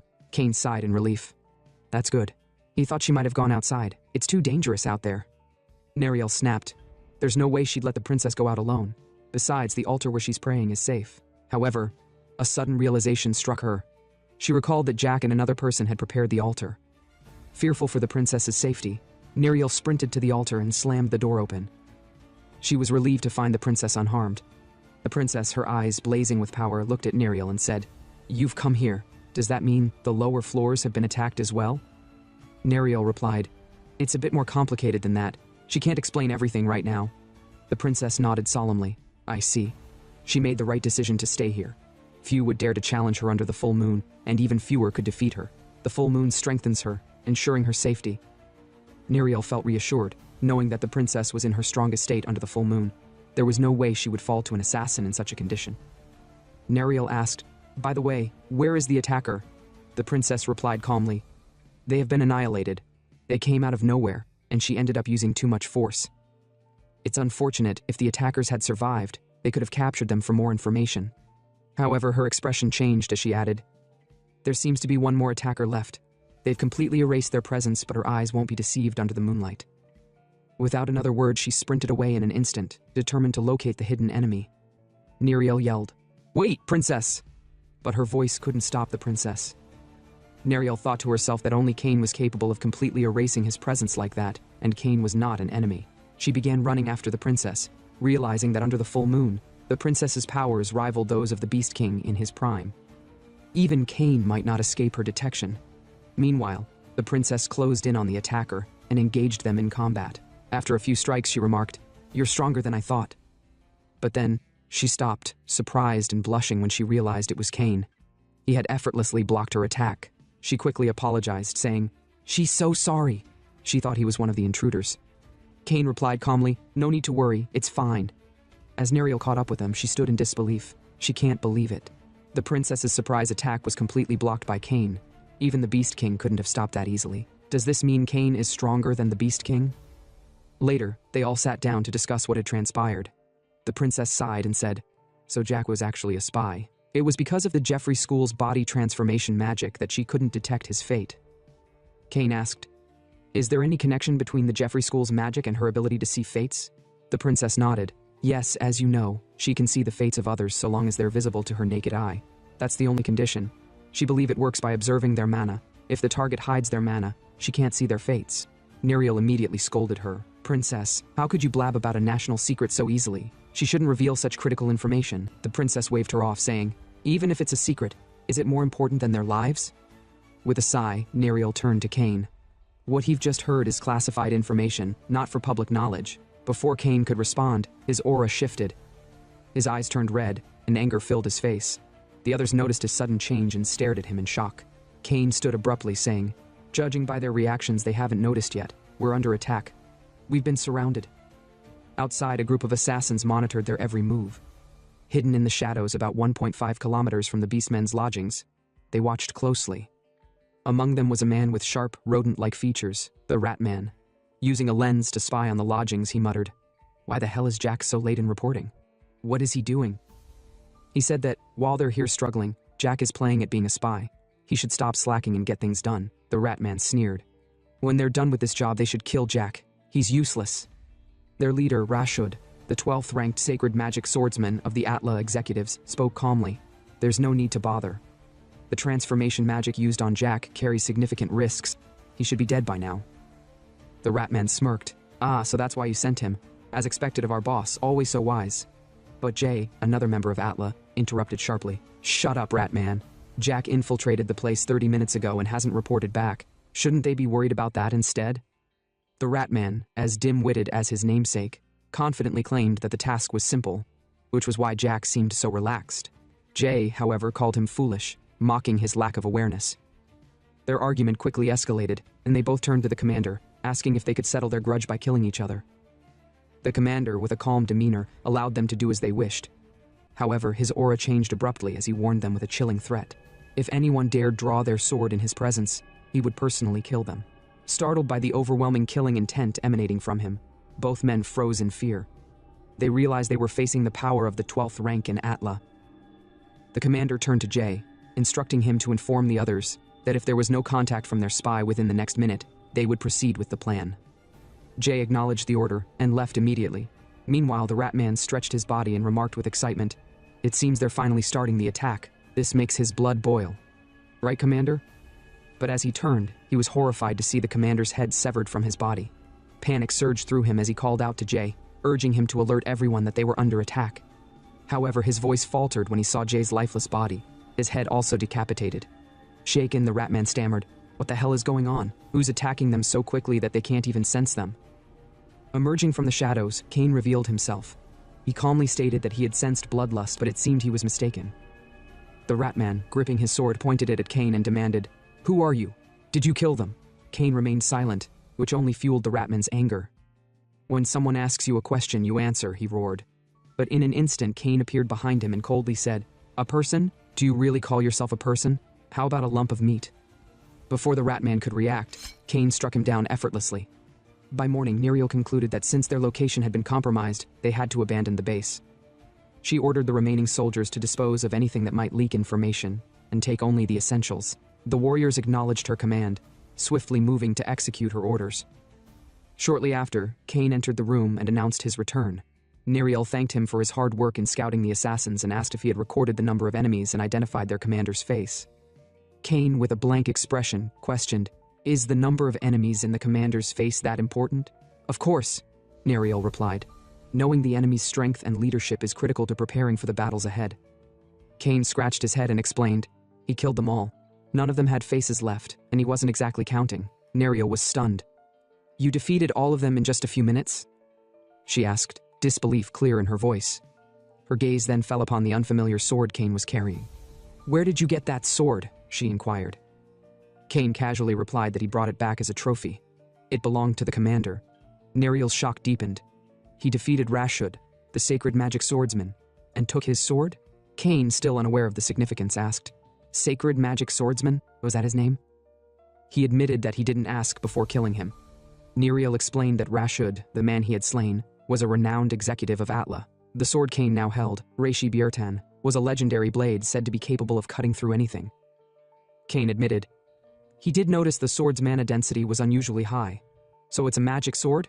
Neriel, now uncertain, muttered, "You didn't even know who he was?" She was astounded that Cain, a swordsman, had never heard of a name as famous as Rashud's, a name known to every swordsman at least once in their lifetime. However, Cain, with a sigh, explained he had no interest in swords. Neriel recalled how Cain had also been unaware of her Black Wolf sword, further fueling her suspicion that Cain might not truly be a swordsman. Meanwhile, Princess Shia was focused on restoring her powers to re-enter her beast mode. After some time, synchronization was complete, and she apologized for the delay. Cain observed her curiously and wondered aloud if she had gathered all her strength just to return to that state. With a serious expression, Shia thanked Cain for scouting ahead and assured him she would handle the rest of the attackers. She urged him to leave the upcoming battles to her, determined not to burden him further. Cain, however, attempted to explain that he had already dealt with the attackers, but Shia dismissed his words and continued forward. She insisted on taking care of the invaders who had dared to infiltrate their base. When Cain repeated that the attackers had already been defeated, Shia halted, her surprise evident. "So fast?" she asked, astonished. Elsewhere, in a small inn located in Suracacia, the capital of the second continent, a lady approached a man radiating an overwhelming presence. She reported that communication with the sacred magic swordsman had been cut off, likely indicating his defeat. The man, revealed to be Thunder Emperor Van and an executive of Atla, was visibly shocked. How could Rashud be defeated? He questioned, disbelief etched on his face. Van could not comprehend how Rashud, someone with the strength to aim for rank 7, had fallen. He repeated in frustration that there was no way Rashud could lose to the Beast King's royal guard. The lady then speculated that the princess, born with a bloodline stronger than even the current Beast King, might have awakened her latent power in the face of death. If this were true, her strength could have temporarily surpassed Rashud's. Acknowledging the unique survival and combat instincts of beastmen, Van admitted that the awakening of visceral blood could indeed explain the situation. Troubled by this development, he instructed the lady to verify these claims through their intelligence network. Depending on the findings, they would reconsider the Beast King's subjugation plan. The lady assured Van they had a backup plan in place and could proceed with the capture of the princess. Van, impressed, remarked on her resourcefulness. "Very well," he said. "I will leave the clan's operations to you. The princess won't escape this time." The next day, at the edge of Barakal Forest, Cain waited for the group to reunite. He recalled how Princess Shia had suggested they act separately and meet at an agreed spot. Arriving 2 hours earlier than scheduled, Kane decided to use the time for introspection. Though he lacked any mana abilities, he mimicked the meditative practices of mana users, reflecting on his grandfather's teachings. His grandfather had once posed a profound question: which comes first, the body or the mind? Unable to answer, Kane was told to contemplate until he understood. As he meditated, he wondered if today might bring him closer to the answer. Elsewhere in the same forest, Princess Shia and Neriel made their way toward the meeting point. Neriel noticed Shia's exhaustion, remarking that awakening her beast mode twice in one day had taken a toll. However, they soon realized they had been walking in circles. This isn't the first time they've been here, Neriel pointed out. The strange situation unnerved them. Suddenly, they sensed an unusual wave of mana, its intensity creating an odd atmosphere. Could it be a divine object? They wondered. Determined to uncover the source, they rushed toward the mana's origin. Pushing through the dense undergrowth, the sight before them left them stunned. It turned out to be Kane, who sat amidst the forest, mana radiating from his body. The forest creatures surrounded him, drawn to his presence. Upon seeing the scene of animals surrounding Kane, the princess thought to herself that it resembled the famous painting her brother had once shown her, one of the legendary depictions, the peach blossom spring of the celestial realm. She found the sight mesmerizing but was suddenly drawn to another figure. Then she noticed something shifting within Kane. Before she could react, there was a sudden bang. Kane erupted with a powerful change in aura. His eyes turned blood red, his presence radiating a devilish intensity. The princess gasped in awe and muttered, "What is this? Heavenly yet evil sight?" Meanwhile, Kane's consciousness drifted into a transcendent realm. Strangely, it felt as though this was not his first time experiencing such a phenomenon. Since consuming the celestial peach, he could no longer use mana, but during moments of introspection, the mana seemed to temporarily return. Kane pondered this mystery. Was the mana always present during introspection, or did it merely resurface for a fleeting moment? He realized the answer wouldn't come today. As he emerged from his introspection, he became aware of two figures staring at him, Neriel and the princess. Startled, he asked how long they'd been watching. The two looked unnerved but admitted they had only observed for about 5 minutes. Kane was confused. Why hadn't he sensed their presence? Was it because his mind and body detected no danger from them? Or was there something wrong with him? He dismissed the thought and stood up, walking toward the princess. "Good morning," Kane greeted her. But the princess fidgeted nervously, apologizing that she must have seen something strange. Maybe she's still half asleep. Kane pressed her, asking what she meant by strange and what exactly she had seen. About 20 minutes later, the beastmen gathered in the forest for a meeting. They apologized for their delay, explaining they had lost their way. Neriel told them that they are forgiven since the fault was from Kane. Our MC was shocked and asked, how is it his fault? Neriel revealed that Kane's released mana had transformed the forest into a maze. Kane was taken aback. Mana? He didn't recall having any mana. Neriel praised him, marveling at the incredible aura his mana had created. Kane wondered if the natural flow of mana was connected to the celestial peach within him. During introspection, he noted to himself that this was valuable information, bringing him closer to solving his current tasks. However, the princess was still troubled by the image of Kane she had seen earlier. The jet-black darkness that surrounded him lingered in her mind. Was it his destiny? No. She refused to believe that Kane was evil, but if not, then what had she seen? As the meeting concluded, Neriel gave instructions to the beastmen. She assigned roles: communications officers to receive information from their networks, supply officers to transport luggage, and reconnaissance specialists to manage alarms, magic devices, and teleportation spells. Kane commended their capabilities, admitting he had underestimated them before.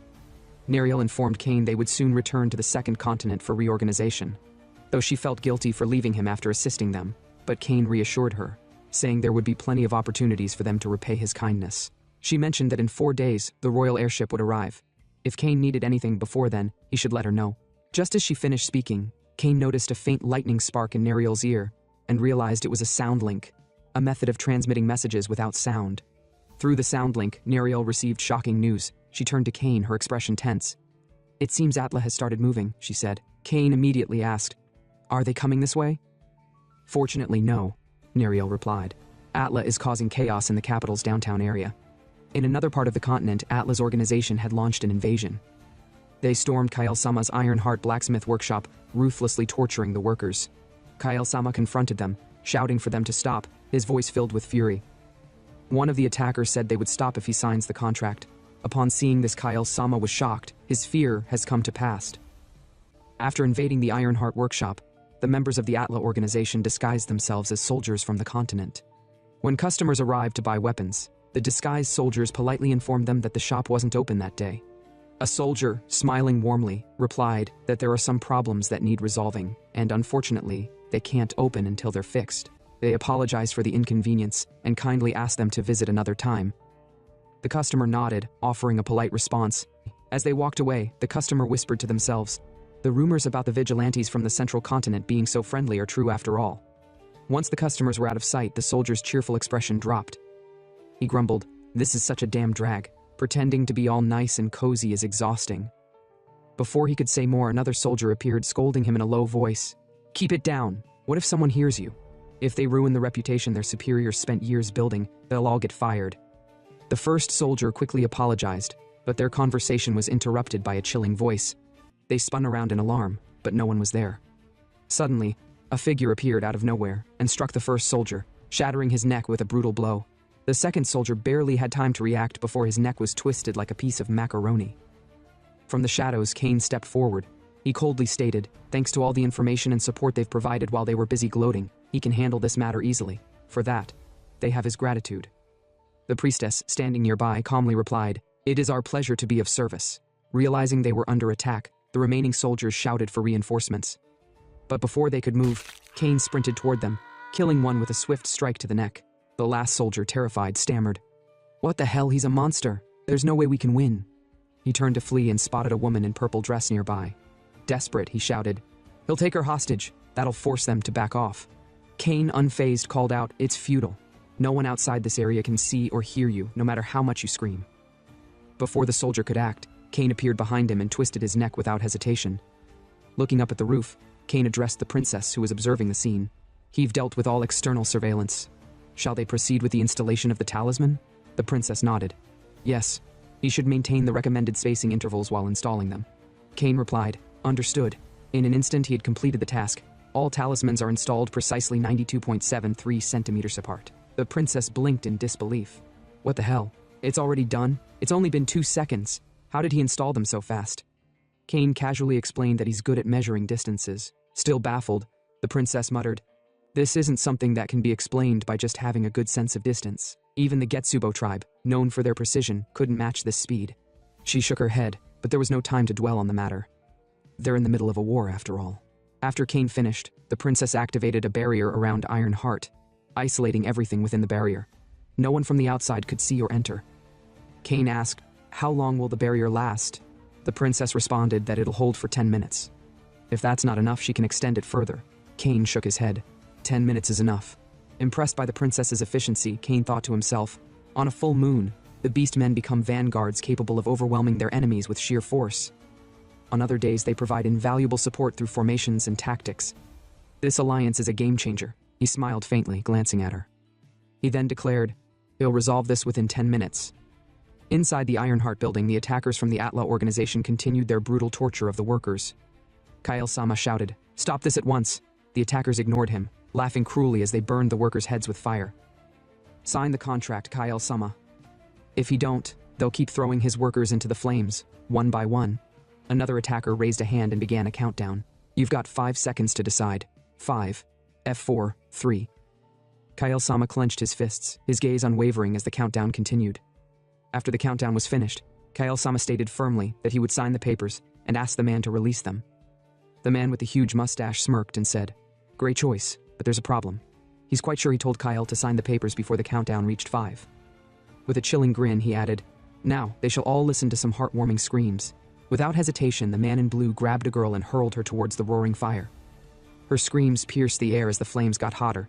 The man turned to Kyle-sama with a twisted smile and said, "Did you see that? This is what happens when anyone dares to defy Atlas." But in a shocking twist, the burning figure wasn't the girl after all. Somehow, the bodies had been swapped, and it was a member of Atlas who writhed in the fire, screaming for his captain to save him. The flames danced mercilessly, devouring his flesh. Suddenly, Kane appeared out of nowhere. His voice cut through the chaos, calm and chilling. "Do you know that death by burning is the most painful way to die?" he asked. "Every breath you take sears your lungs. It's an ordeal so unbearable that even fainting becomes impossible."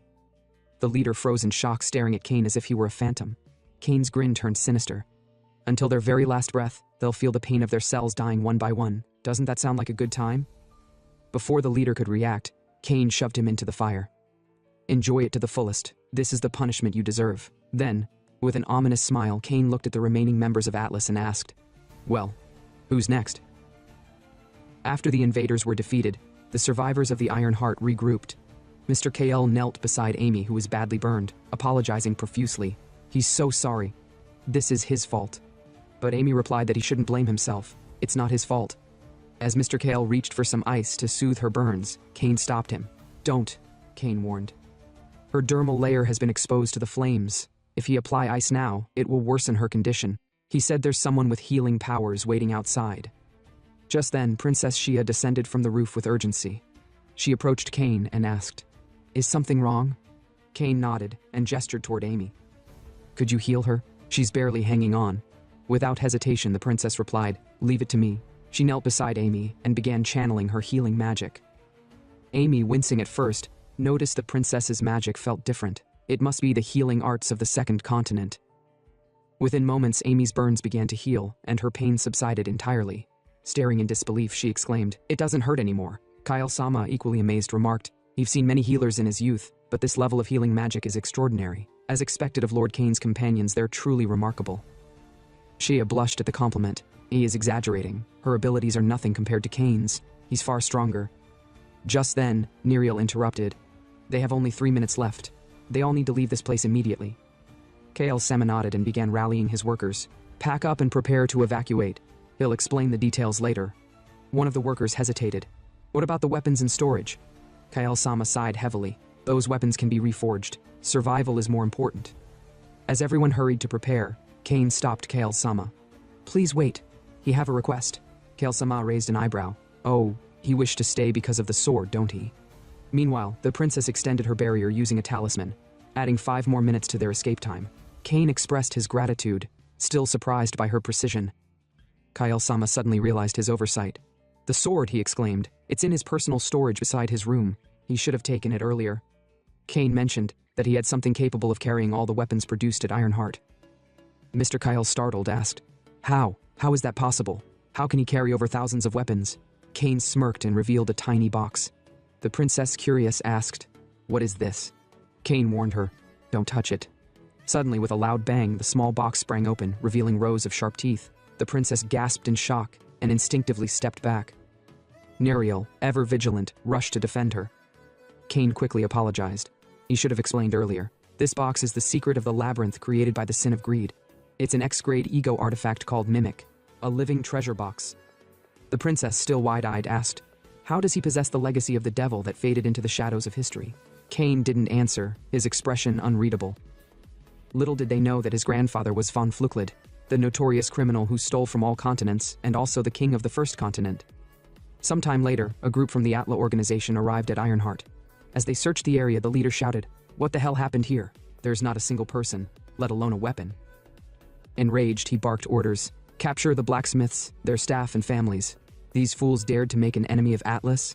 He'll kill every last one of them, slowly, in front of their families and friends." Meanwhile, the blacksmiths and Lord Kale gathered in a safe location. One of the blacksmiths expressed his gratitude. They heard Atlas didn't just come for them but for their families too. It's a relief they brought them along, otherwise Atlas would have used that against them. Kyle nodded, muttering to himself, "Everything is going according to plan." Still, he's impressed. As expected, the princess and Neriel anticipated the enemy's next move perfectly. Kyle-sama remarked, "They can't stay here. The central continent is no longer safe." The princess, with a calm smile, suggested, "How about coming to the second continent? An exclusive airship for the royalty will arrive in 4 days." Kyle-sama was surprised. "If that's the case, may we accept your offer?" She replied, "Of course. All members of Ironheart will be welcomed with open arms." Kyle-sama bowed deeply. "Thank you. This is all thanks to you. Please accept my gratitude." The princess politely declined a masterpiece crafted by the head blacksmith, calling it too much. Kyle-sama then requested, "If so, may he ask a favor? They need space to complete Cain's sword before leaving. It's made from the sacred branches of the Viscum album and will be named Misteltein." He promised to finish it in 4 days. Later, near an abandoned factory beside Barakal, Kyle-sama began crafting the sword.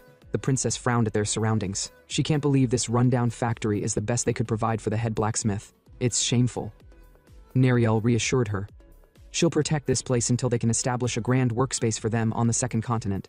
The princess asked if she has managed to establish contact with their country. Neriel sighed. Not yet. It's difficult avoiding detection while trying to contact the first prince directly. If they let their signals be detected by other terminals, it would be quicker. The princess shook her head. They can't risk it.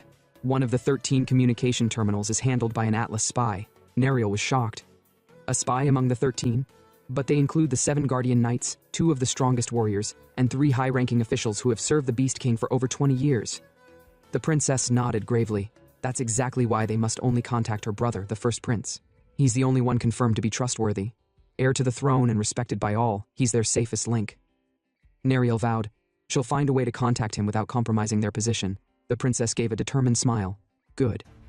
But with a serious tone, the princess turned to Neriel and asked, who on earth is Cain? Not only does he know about mimics and an X-grade artifact, but he's also incredibly strong and possesses an unknown skill.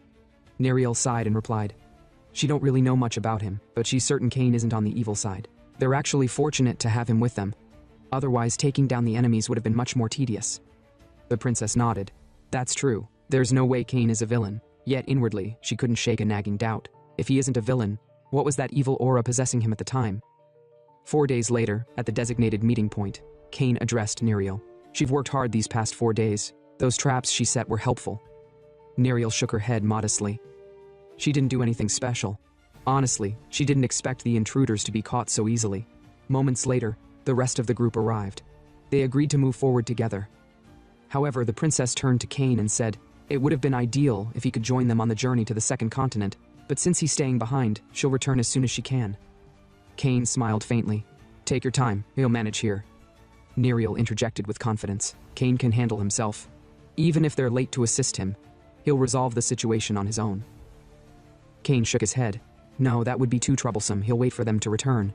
Kael Samathan approached Cain and said, he probably know this already, but he can't touch the sword until it's completely ready. The blade he created for Cain needs sufficient mana to transform into the divine sword. If he touches it in its current incomplete state, it will shatter due to his issue with handling metals. Cain nodded. Understood. He won't touch it until it's complete. With a faint smile, Kael acknowledged his promise. Cain thanked him. Even though it's not finished, Kael's craftsmanship has fulfilled a dream. Please take care of yourself when you reach the second continent. A while later, the group arrived at the meeting point, where the royal airship from the second continent approached. Excitement filled the air as they watched it draw closer. Neriel remarked, right on time, just when they needed it. Suddenly, a loud thunderclap echoed. Neriel sensed danger and instinctively pushed the princess aside. From a distance, a voice roared. Just as the Thunder Emperor predicted, they're here. The attackers turns out to be the members of the Atlas organization. The princess and Neriel were stunned. How did they know we'd be here? The only person informed was the second prince, the princess's elder brother. The leader of the attackers sneered and asked if they were the ones who evacuated the Iron Heart blacksmiths. Neither the princess nor the Beast clan responded. Angered by their silence, the leader snapped. Stop ignoring me. He'll get his answers during interrogation. The attackers activated anti-beast equipment designed to weaken beastmen. Neriel recognized it immediately and shouted, that's a blood circulation suppression device. Everyone, stop using your blood circulation techniques, it'll only make things worse. The attackers began their assault.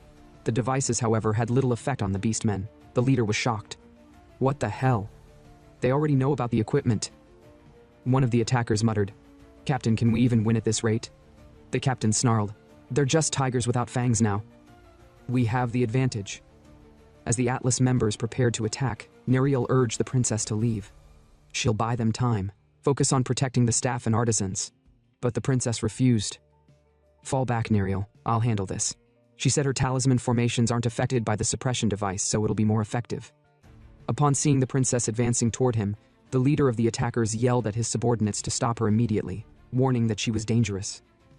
However, the princess, unfazed, informed him it was too late. With a sharp motion, she hurled the talisman in her hand. As it landed on the ground, it began emitting a blinding light.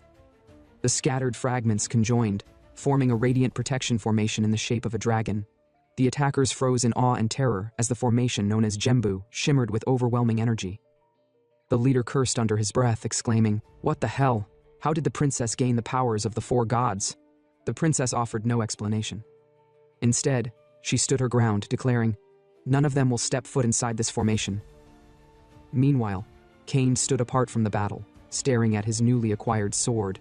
He hesitated to touch it, muttering to himself, Such temptation, but he can't. How long will it take for this sword to fully form? A month? He can't wait that long. His thoughts shifted to Neriel's sword, the Black Fang, which he had forgotten to return. He need to give it back, he thought, but another dilemma surfaced. If he left now, someone might steal Mistletoe, the sword he had just acquired. Back at the battlefield, the princess maintained the formation, her focus unwavering. The leader of the attackers, now growing desperate, muttered, "If he let them go, his boss will kill him." His frustration grew as the princess airship approached. One of the beastmen in the airship threw down a ladder, telling all of them to quickly climb up. Soon, most of them had boarded the ship, leaving only the princess and Neriel behind. Neriel urged, "Everyone's on the ship, we need to go now." But the princess remained rooted, unable to leave without abandoning the formation. The leader of the attackers sneered mockingly. He knew it. She can't maintain the formation from afar, can she? The moment she move, it's over. The princess clenched her fists, anger flashing in her eyes. He figured out its weakness, she admitted bitterly. But she couldn't bring herself to act. Neriel, noticing her hesitation, pleaded, "Princess, release the formation. She'll take her place and buy enough time to board the ship." The princess turned to Neriel with a sorrowful expression. "I'm sorry," she said. "I'll have to use a trump card." Neriel's eyes widened in shock. "No, anything but that. Please don't use the authority against me." Ignoring the plea, the princess invoked her royal command, an unbreakable vow made by Neriel with her beastly blood when she became the royal guard of the Beast King. This command, a compulsory order, could not be refused. Tears streamed down Neriel's face as she felt the power take hold. "Forgive me, princess," she whispered, her body moving against her will. "I order you to leave me and escape," the princess said firmly. Neriel's legs moved involuntarily, carrying her away. Despite her struggles, she couldn't resist the command. As she ran, tears blurred her vision. "Princess, don't forgive me for this." The princess, watching her loyal guard retreat, called out, "I've been honored to serve with you, Neriel."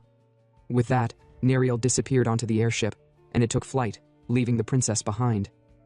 The leader of the attackers smirked. "What a touching farewell," he sneered. "But don't get too emotional, we'll see each other again soon." He stepped forward. "Now, release the formation and come quietly." The princess was breathing heavily, clearly at her limit. As the leader approached, his confidence grew, until a sword suddenly shot out from nowhere, piercing his skull. Blood sprayed as his lifeless body crumpled to the ground. The princess, on the verge of collapse, was caught mid-fall by Cain. "Rest now," Cain said softly, laying her on the ground. The remaining members of Atla stood frozen, horrified at the swift demise of their leader.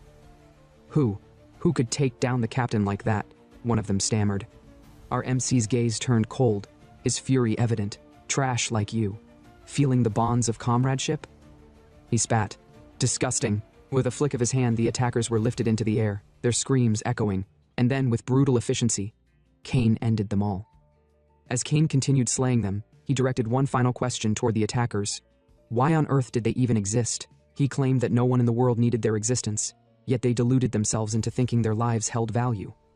With those bitter words, Cain stepped toward the leader and pulled the Black Fang's blade from his own head.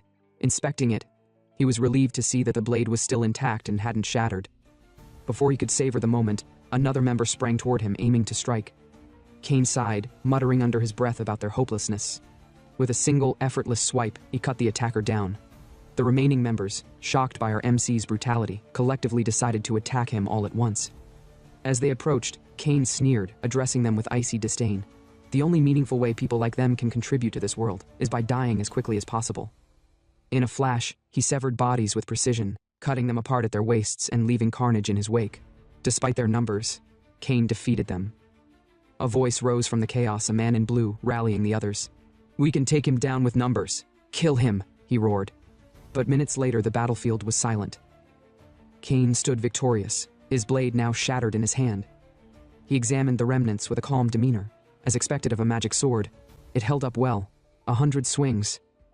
Turning his attention to the unconscious princess, Cain carried her away, seeking a safe place where she could regain her strength. "She's in terrible condition."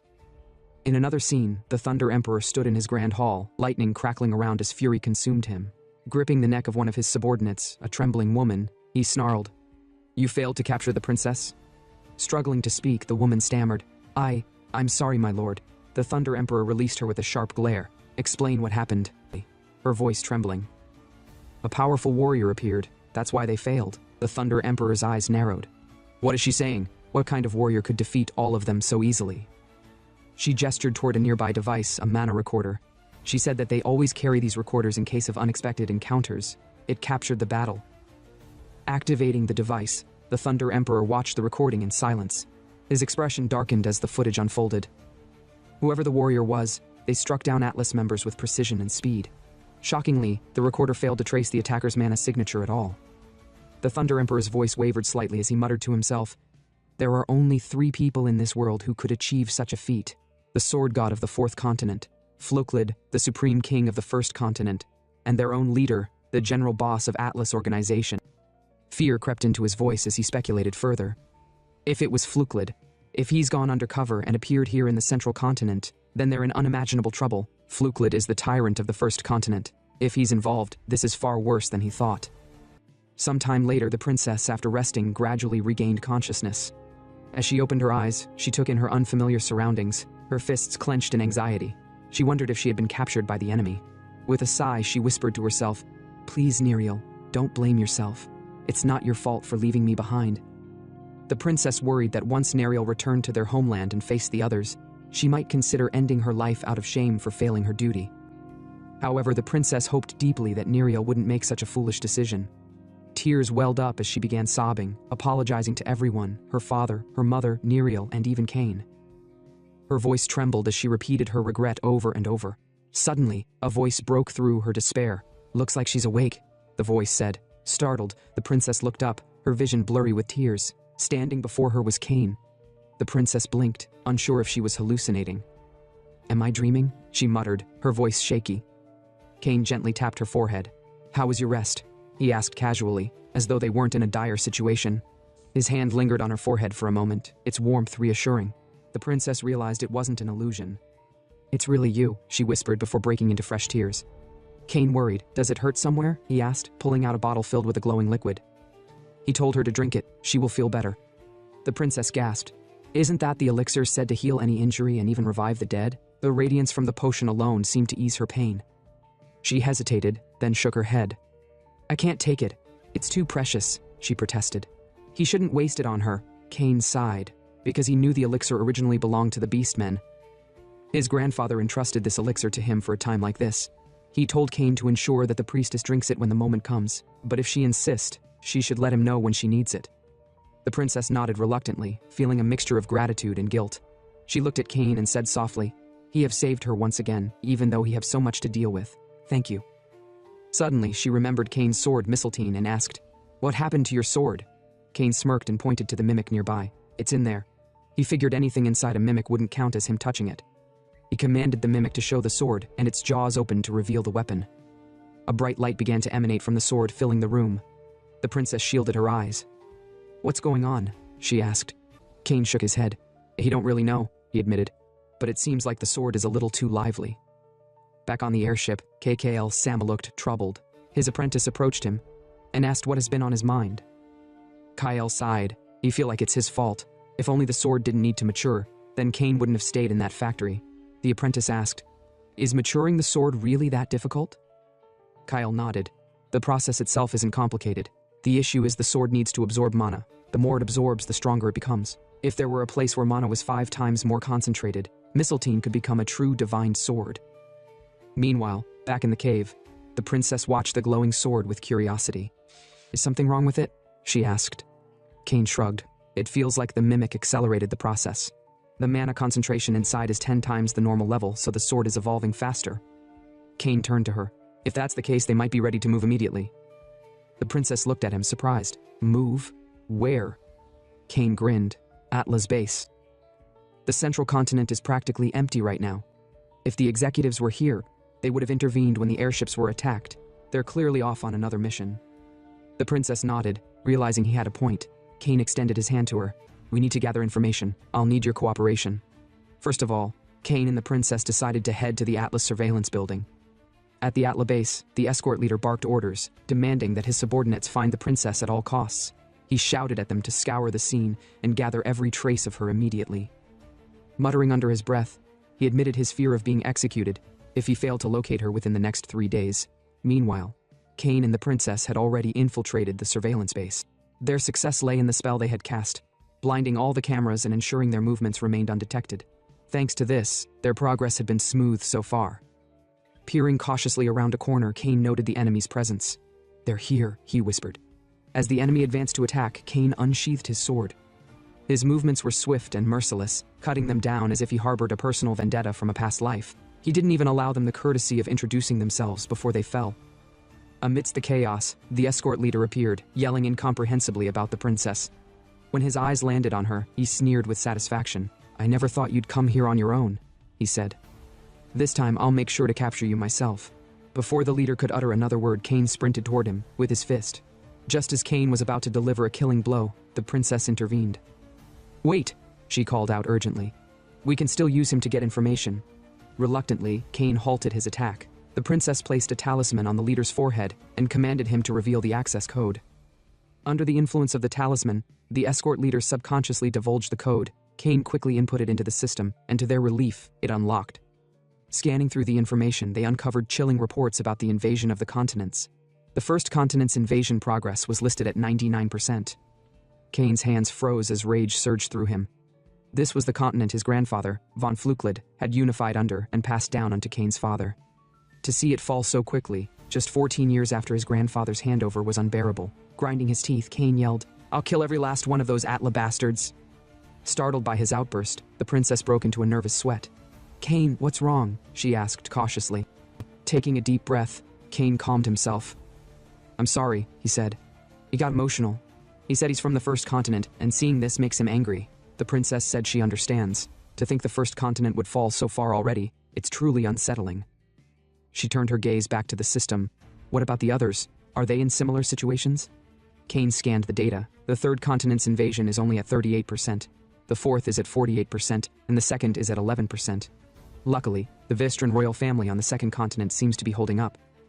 A sigh of relief escaped the princess. "So, it wasn't my brother," she murmured. Kane raised an eyebrow. Was she suspecting the first prince? The princess replied, "Yes. Only 3 people knew about their return to the second continent, Neriel, her elder brother, and her, for Atlas forces to know about it. She thought her brother might have been the one to betray them.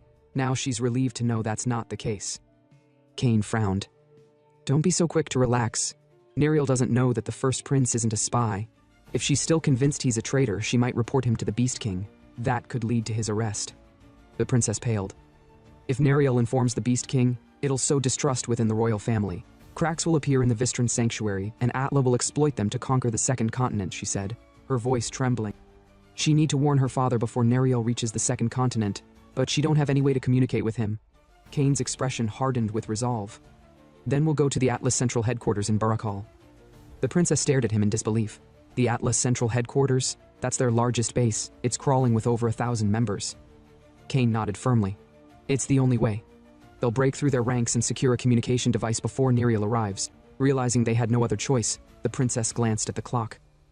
"The airship will reach the second continent in 8 hours. We have no time to waste. Let's hurry, Kane." At the Atlas headquarters in the central continent, the leader roared at the assembled soldiers, calling them fools for failing to locate even a single trace of the missing princess. One of the soldiers hesitantly stepped forward, nervously explaining that half of their personnel were already searching for her. He pleaded for more time, confident they could bring back good news. The leader silenced him with a sharp glare. "Enough excuses. Find the princess within the next few hours. If not, the number 1 of the Atlas organization will descend upon this headquarters. That would spell disaster for all of them." The mention of the organization's top enforcer sent chills through the soldiers. Whispers of fear rippled through the room as they imagined the repercussions of failure. Suddenly, another group of soldiers burst into the room, their expressions urgent. They addressed the leader, asking if he had called for them. The commander frowned, his face darkening with confusion. When did he call them? And why did they leave their guard posts? He never gave that order. One soldier scratched his head, visibly uneasy. "But we heard your voice. You told us intruders had arrived and ordered us all to the basement immediately." The commander's confusion turned to anger.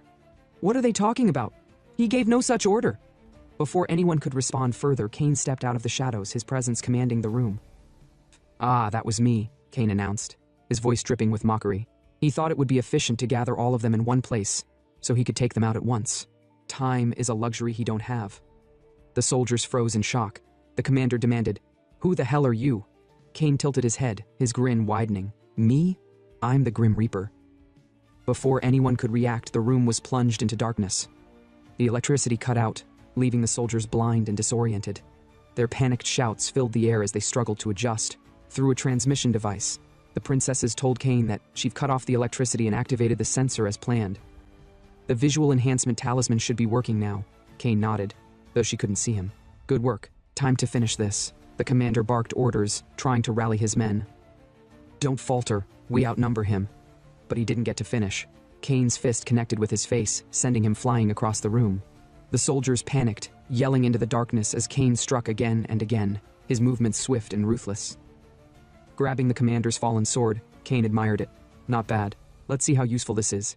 Testing the blade on the soldiers, Kane cut them down with grim precision. One desperate soldier shouted, "Wait, spare us, there's a kid here." Kane's grin turned wicked. A kid, huh? How tragic. Meanwhile, the princess watched the chaos unfold through the talisman's sensors. She had done her part, using auditory hallucination magic to lure the soldiers into the trap Kane had planned. But watching him now, her stomach churned. His ferocity, the pleasure he seemed to take in the slaughter, it reminded her of a past vision. She recalled seeing Kane shrouded in an evil aura, his fate hidden in impenetrable darkness. The memory of that vision unsettled her. Could it be true? Was Kane destined for destruction? Back in the battlefield, Kane's voice broke the silence. "It's too quiet now," he said. "This is getting boring. Let's make a deal. He'll spare the first person to beg for forgiveness." Instantly, the soldiers began shouting their apologies, pleading for their lives. Kane laughed, the sound cold and humorless. He said he was planning to spare the first person, but since they've all begged at once, well, I guess he'll just have to kill everyone. And so he did. Swinging the sword with a twisted sense of joy, he mowed down the soldiers like a predator playing with its prey. When the last enemy fell, Kane stood amidst the carnage, letting out a tired sigh. Relying only on his hearing is exhausting. The talisman didn't help at all. The talisman should have enhanced his senses. He should have been able to see even in the dark. Kane frowned, realizing something. It's not the talisman, it's him. He don't have mana, so it didn't work. As he prepared to leave, the princess stepped into the room, her face serious. Before Kane could speak, she cut him off. She said she don't like wasting time, so she'll ask directly, "Do you feel joy when you kill people?" Kane hesitated for a fraction of a second before answering, "No." But the princess wasn't convinced. Pointing an accusatory finger at him, she declared, "Liar." The princess accused Kane of being a liar, claiming he had purposely given the soldiers hope just to enjoy crushing it. "Didn't you?" she pressed. But Kane shook his head, denying the accusation. "No, this is just a misunderstanding," he replied evenly. Suddenly, a voice interrupted the tense exchange. It was the Thunder Emperor, whose presence radiated an overwhelming power as he yelled, "Princess Xia Ven Vistrin." The princess froze in shock. What? What is the Thunder Emperor doing here? The Thunder Emperor's voice boomed, laced with disdain. "You're bold, marching into Atlas Central Headquarters as if you own the place." He said, "He'll tear them to shreds so thoroughly that they'll never rise again." With a deafening roar, he unleashed a thunderous attack, lightning crackling violently as it hurtled toward them.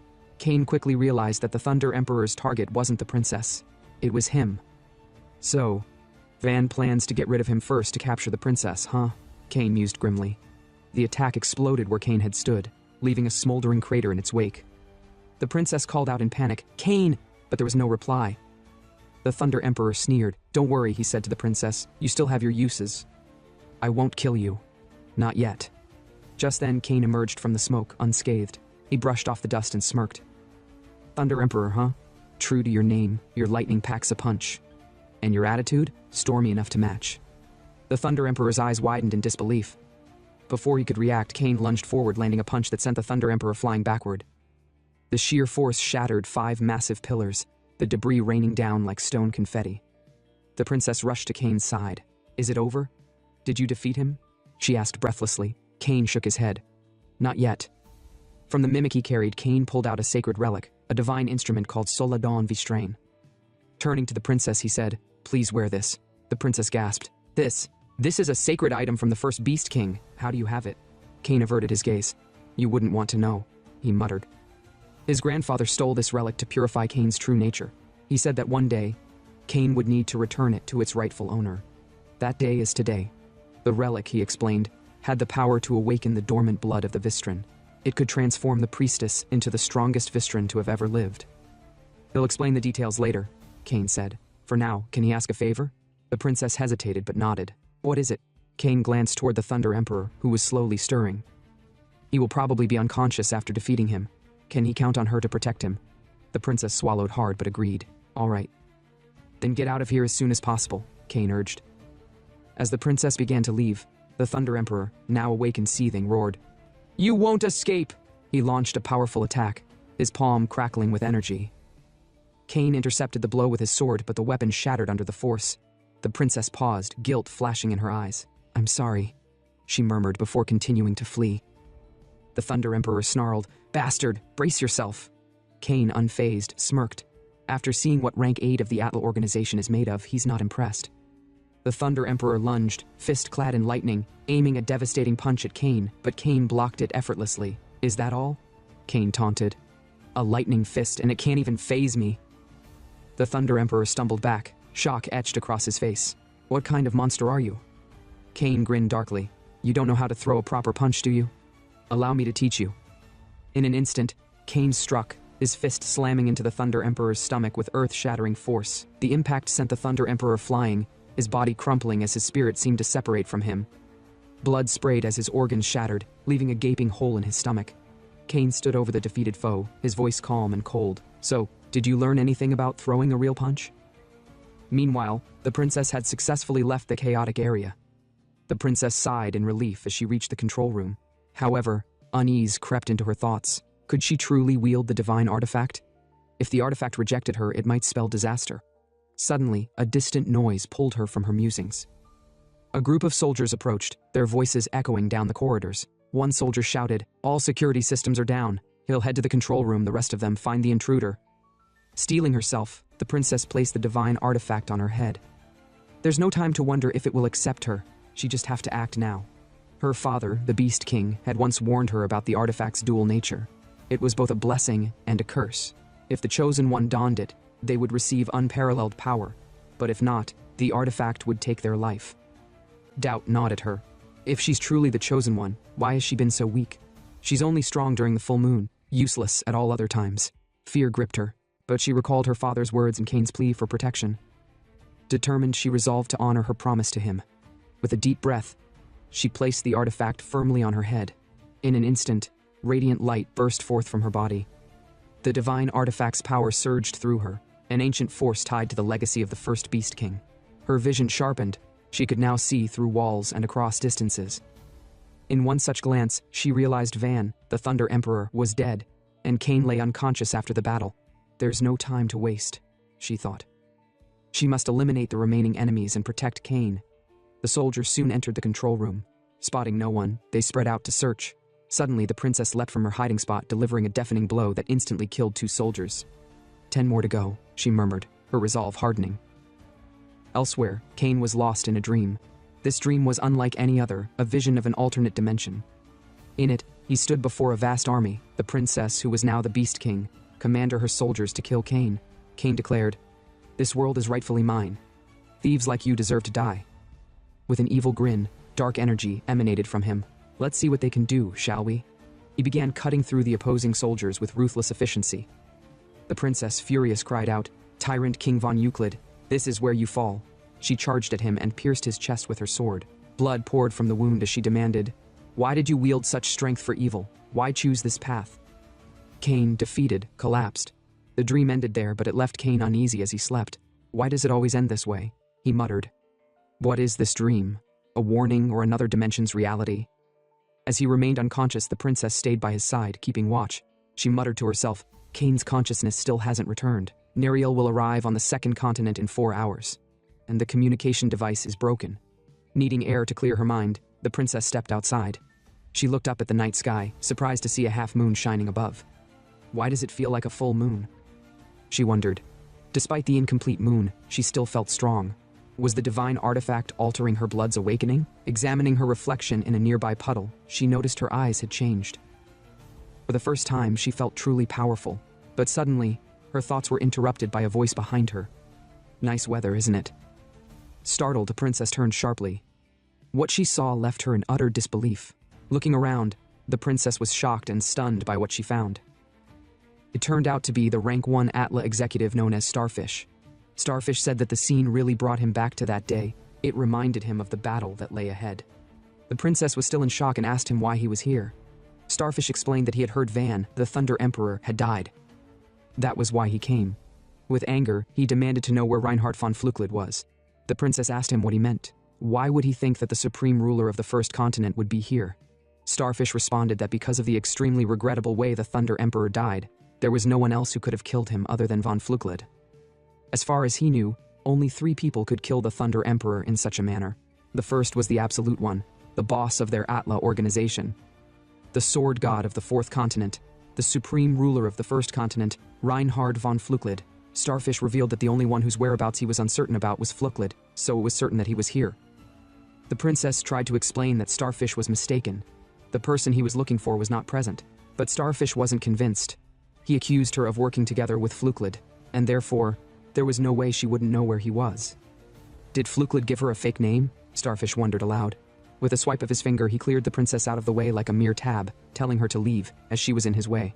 And he didn't have time to deal with small fry like her. She fell to the ground with a loud bang. Starfish then yelled towards the cave, commanding Flügeled to come out. He gestured to the sky, summoning a powerful force that was about to be launched toward the cave where Cain was resting. Today is the day he get his revenge, Starfish declared. The revenge he have longed for 20 years. As he hurled his spear towards the cave, he yelled, "Reinhard Flügeled should die!" Seeing this, the princess managed to get up and shouted that she had to stop him. Cain was inside, still asleep, and if this continued, he would die. She sprinted towards him, but Starfish, seeing her approach, warned her again. "Didn't I tell you not to get in the way?" With a quick motion, he launched another spear toward her. She fell to the ground, barely dodging it. She thought to herself that she had barely survived that attack and would have died without the divine artifacts. She tried to get up, but her body wouldn't obey. From the spot where the spear had landed, Starfish summoned it back to him. He sneered at the princess, remarking that she was good, being able to dodge his spear. But he had no interest in her. With that, he aimed his attack directly at the cave where Cain was resting. The spear shattered the old cave walls. The princess froze, startled. She muttered to herself. Cain trusted her. He asked her to protect him, and yet she couldn't do anything.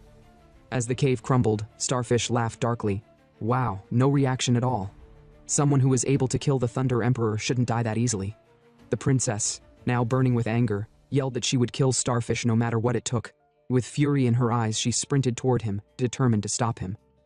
As the aura around her intensified, Starfish took notice. She was stronger than before. He wondered if her anger had awakened something within her, but he couldn't waste time on such mere insects. Without hesitation, he summoned thousands of space launching spears toward the princess. "Just die already," he shouted as the spears rained down on her. The princess gritted her teeth as she dodged the oncoming spears. She thought to herself, there are so many. It takes all her effort just to dodge them. She kept moving, narrowly avoiding every strike. Finally, after what seemed like an eternity, she successfully dodged everything. Starfish looked surprised. "Wow," he muttered. "She can survive that, but playtime ends now." With that, Starfish summoned one of his strongest spears, preparing to end the fight. But suddenly, a voice emerged from the rubble. It was Cain. "You've really been getting on my nerves," he said, his voice cold and menacing. With a change in aura, Cain said he's really in a bad mood. He had a long bad dream, so he really needs something to vent out his frustrations. Starfish was taken aback. Wait, he isn't Reinhard Flügeled. Starfish realized in shock. Isn't he Flügeled's grandson? How is he still alive? Wasn't Cain killed by Flügeled 20 years ago?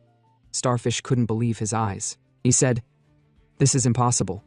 He wondered if the Shrine Maiden had given them false information. Back then, the lady told Starfish that Cain von Euclid was killed by his own grandfather. But now Cain was alive, and he couldn't believe his eyes. He also recalled that back then Cain was pronounced dead by the Euclid Kingdom in the first continent. But since Cain is here, then that means Reinhardt lied to the Shrine Maiden and his people. He folded his hands in anger and said, "So, he thought Reinhardt had been in seclusion due to the guilt of killing his own grandson. But it turned out that he lied to everyone in order to protect Cain." Starfish then said that Cain arrived at the right time. He had just thought of a really effective way to get revenge. He declared that he will chop Cain's head off and present it to Reinhardt. Our MC replied that he's too noisy. Mumbling to himself like that, it was the same as the Thunder Emperor. Cain asked if this is how everyone from Atla loves to yap.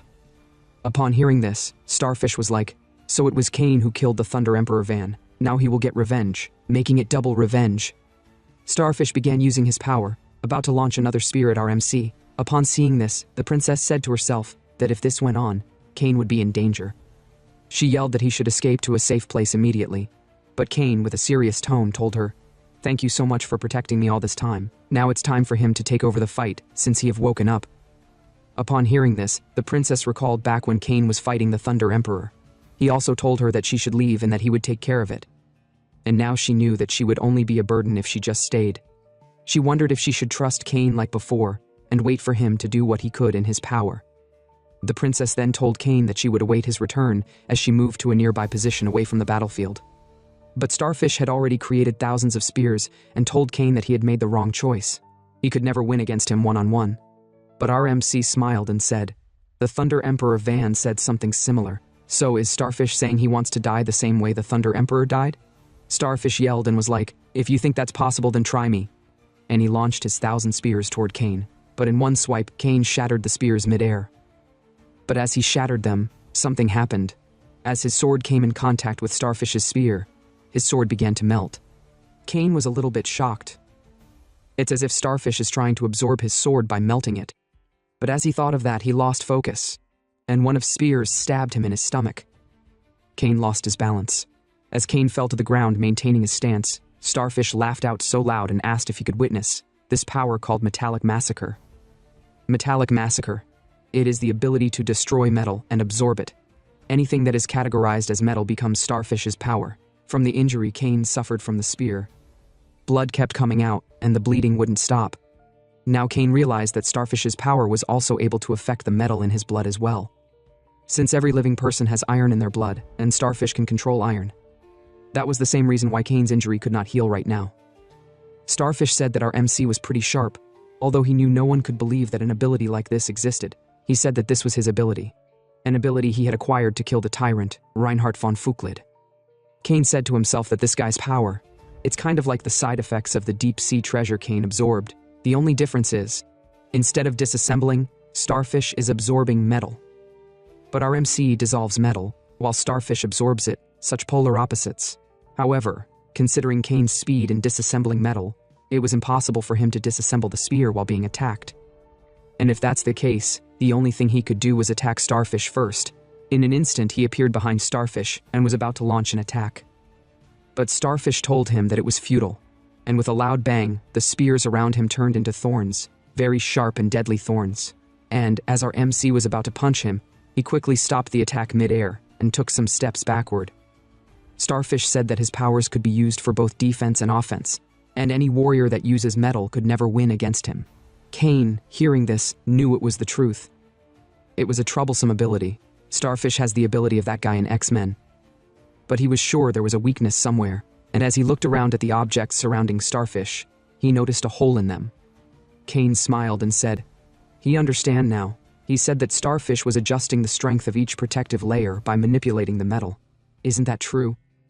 Starfish was shocked, but he said that even if Cain knew about the weakness of his ability, it only took him 0.1 seconds to manipulate it. There was no way Cain could break through it. Our MC was like, is that so? Then should he try and see if he would be faster? He said that he will be faster than 0.1 seconds. And in an instant, Cain began splitting in different directions with the speed of light, looking for the weakness in Starfish's armor. After trying for a while, he finally found the spot, and it was like hitting the jackpot. He clenched his fists with infinite aura, and in an instant, he sprinted towards the objects and smashed through them. His fists shattered the objects and also hit Starfish in the stomach, sending him flying to Yama as he scattered the bricks with his back. As Starfish managed to stand up, he was like, so, if Cain's sword isn't working, then he would use his fists, huh? Such a crude way to fight. He commended Cain for such an attack but said it wasn't enough, since his body was the equivalent of metal. He did not take any damage from Cain's blunt attack. Our MC sweated for a while and said to himself that if both his sword and fists wouldn't work, then does it mean that Starfish's weakness is magic? However, Cain was completely out of mana in his current condition and can't use magic. It couldn't be helped. He had to test his new sword out. He thought of Mistletoe, the sword that Kyle-sama had created for him. Although he didn't know if the sword would have matured by now, he decided to test it. So he brought out the mimic carrying the sword, and he commanded the mimic to show him the sword. The mimic opened its mouth, and suddenly, the sword emerged, glowing with aura and energy. Our MC was like, what the hell is going on? He saw the sign on the sword which Kyle-sama had told him about. If that sign appeared, it meant the sword was complete. He couldn't believe it. He thought the sword would still be half done by now. But now it was finally ready. The divine sword, Mistletoe, was finally complete. Cain held the sword and pointed it at Starfish. But Starfish, seeing the sword, was like, "What the hell? What is that trash Cain is holding in his hand?" Our MC replied, "This is a secret move I will use to kill you." Starfish burst out in laughter and was like, "So Cain is trying to kill him using something like that?" He said it's pathetic to think a wooden stick is the secret move. He summoned thousands of spears around him and said he would tear Cain into pieces right now. And in an instant he launched all the spears toward him. But Cain said that Starfish would definitely regret it as he began blocking Starfish's spears all around him. And after blocking and destroying the spears midair, Starfish exclaimed in surprise, "What the hell? His silver spears are being destroyed by that wooden sword?" But Cain reminded him that it was too early for him to be surprised, since he planned on slicing off his arms next. And in an instant, with the speed of light, he sprinted towards Starfish and cut off his 2 arms with a loud bang. Starfish was left in shock and was surprised. He yelled, "How is this possible? How can this mere child be able to deal damage to the #1 executive of the Atla organization?" But our MC smiled and asked, "How does it feel to get your arm sliced off by a wooden sword?" As Starfish fell to the ground, he yelled, "Damn it! So this sword Cain is using is magic." He believed that Cain must have signed a spiritual contract in order to use a magic sword, and from that terrifying speed Cain was using to attack, Starfish assumed that Cain must have paid for it with his life force. But Cain replied that he did not know what Starfish had misunderstood, but this was not a magic sword. Upon hearing this, Starfish became angered and was like, "Don't make me laugh. If it's not a magic sword, then what is it?" Starfish yelled that Cain shouldn't make him laugh, and he began reforming his arm that was cut off. He yelled in anger and told Cain that this was the end, he would finish him off. But our MC stood unfazed. He then asked if Starfish knew that he had never fought at his full power, in any battle since he was born. And the reason was that there was no sword that could withstand his power. But since he is now with his newly formed divine sword, this was the first time he could swing his sword at full strength. So he begged Starfish to at least be able to withstand a single swing of his attack. With a loud bang, Cain swung his sword and sliced Starfish in two, and the area exploded with a loud impact. Starfish fell to the ground. As powerful as he was, he couldn't even withstand a single slash of Cain's full power. After that, Cain sighed and said, "So this is how it feels. This is the sensation of swinging a sword at full force." His grandfather once told him that swinging the sword was fun, but he was never able to completely understand what his grandfather meant, until now. Looking around at Starfish's corpse, Cain wondered. He believed that Starfish should have some kind of information on him, since he was the #1 executive of the Atla organization. So he searched Starfish's body, and finally, he found a memory card. As he picked it up, he said that he would analyze the data in it to see if there would be any clues about Atla's plans. But suddenly, his eyes began turning blurry. Everything became wobbly, maybe because he had lost a lot of blood. And that move he used to attack Starfish seriously took a lot of energy. He was still bleeding from his waist, and it had not healed. Meanwhile, the princess came in shock, calling out to Cain. She was surprised to see that he was bleeding. She asked him, "How bad are his wounds?" But our MC was already losing consciousness, and he told the princess, "This is perfect timing. Please take this data chip and safeguard it properly." And suddenly, our MC gave up the ghost as he fell to the ground. But, got you. He didn't die.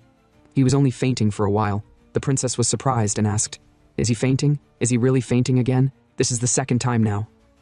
As Cain fainted, something happened. He began having a dream. This time around, this dream was clearer and more vivid. In the dream, he laughed out so evilly and said, "He have finally broken the balance of the world completely. And what a beautiful world it is." He was like, "Don't you agree, Miss Light that pursues truth? This lady is called Sectina, and also known as the light that pursues the truth. She called Cain a bastard for destroying the world. She hoped to pummel him to death." But Cain was like, "Huh?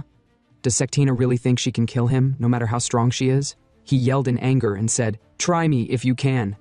And with a loud bang, he unleashed his evil aura. He told them to come at him. This is the final battle. They should go all out against him. The 1,000-strong army alongside Serena sprinted towards Cain as they roared with a battle cry in order to attack him.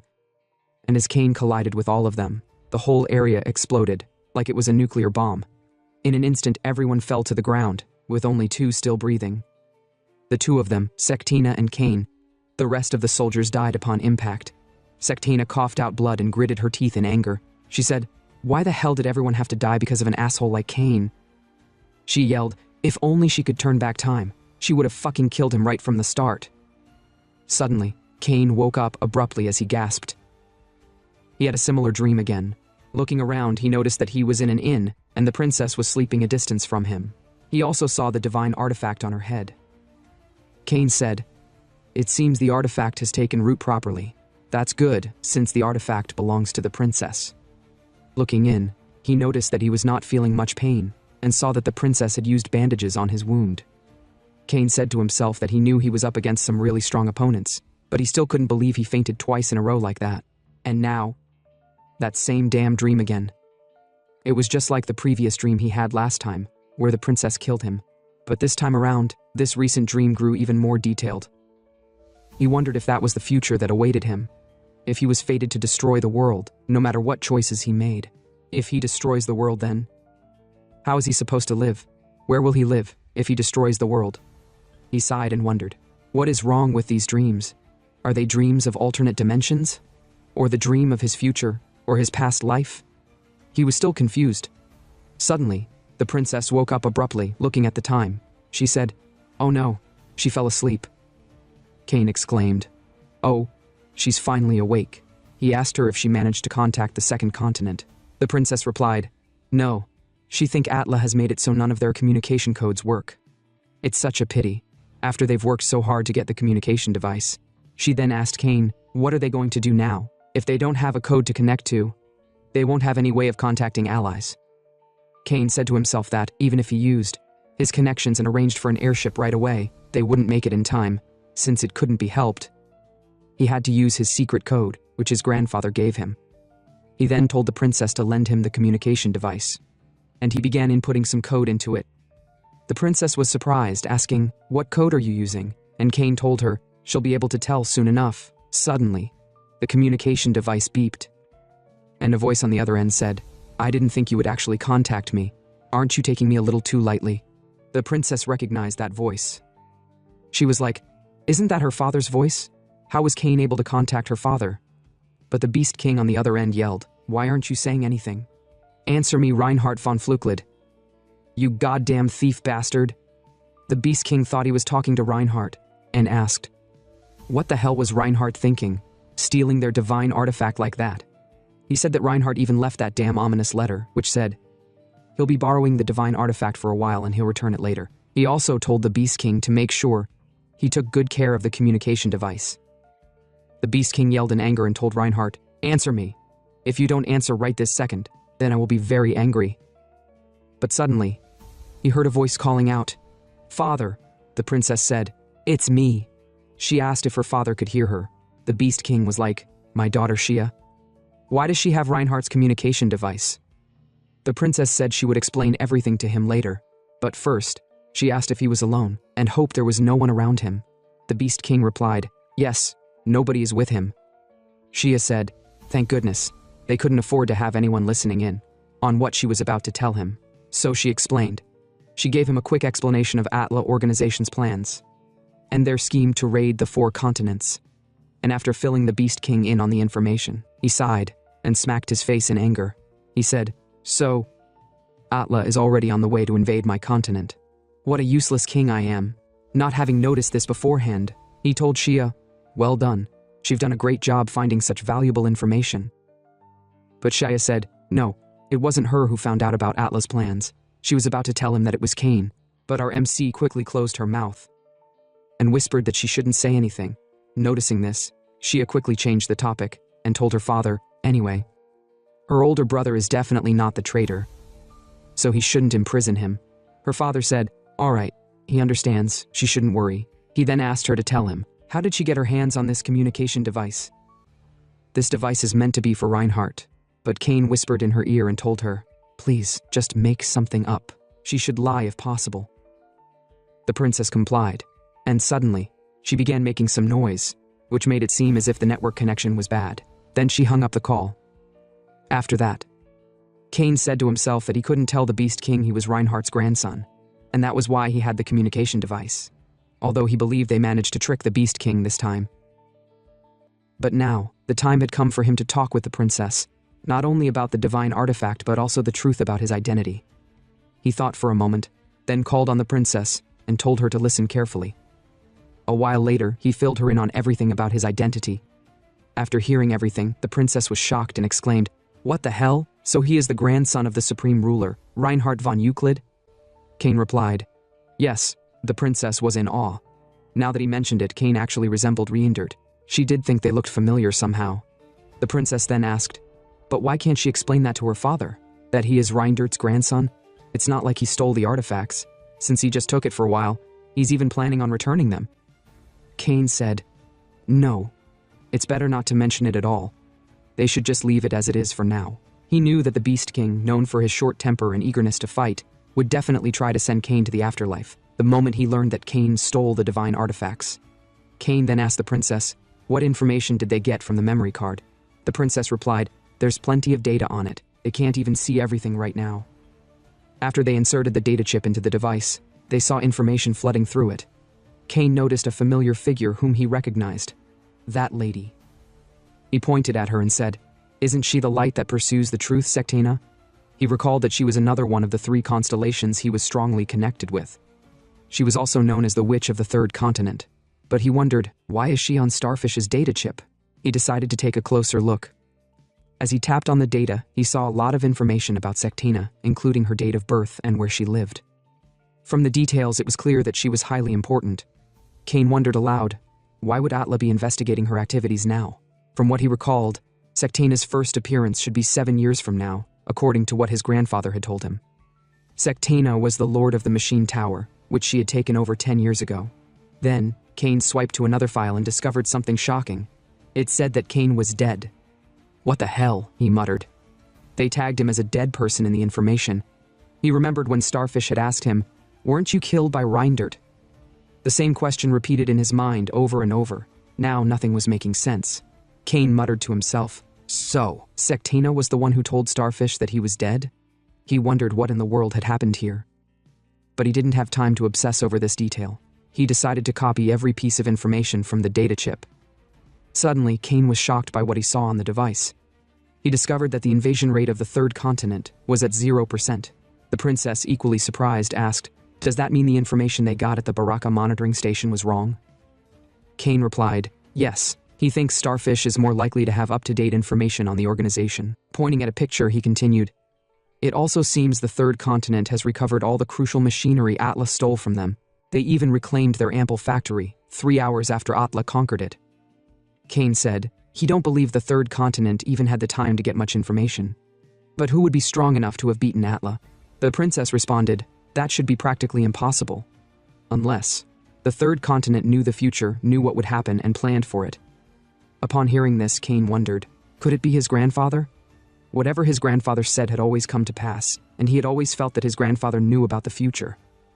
But Cain didn't think his grandfather would meddle in something like this. The princess then asked, "What should they do now?" Cain replied, "First, both of them should eliminate the remaining executives of the Atla organization. Then, they'll return to the central continent. After that, they'll move to the other continents for more information." Cain believed that the boss of the Atla organization would return to the central continent once he hears about the death of his executives. The Absolute One. The boss of Atla. Nobody knew who or what the boss of Atla was, not even his name, age, or hometown. But what everyone knows is that they call him the Absolute One, and that he wields a powerful weapon. The princess then asked if Cain stood a chance against the Absolute One. Cain said he doesn't know. He doesn't know for sure until they meet. But he believes he will probably lose if he runs into the boss of the Atla organization. When he was reading the letter his grandfather left for him, the grandfather said that if everything goes as he said, then Cain will be killed by Atla. And if that note is true, then he might die at Atla's hand.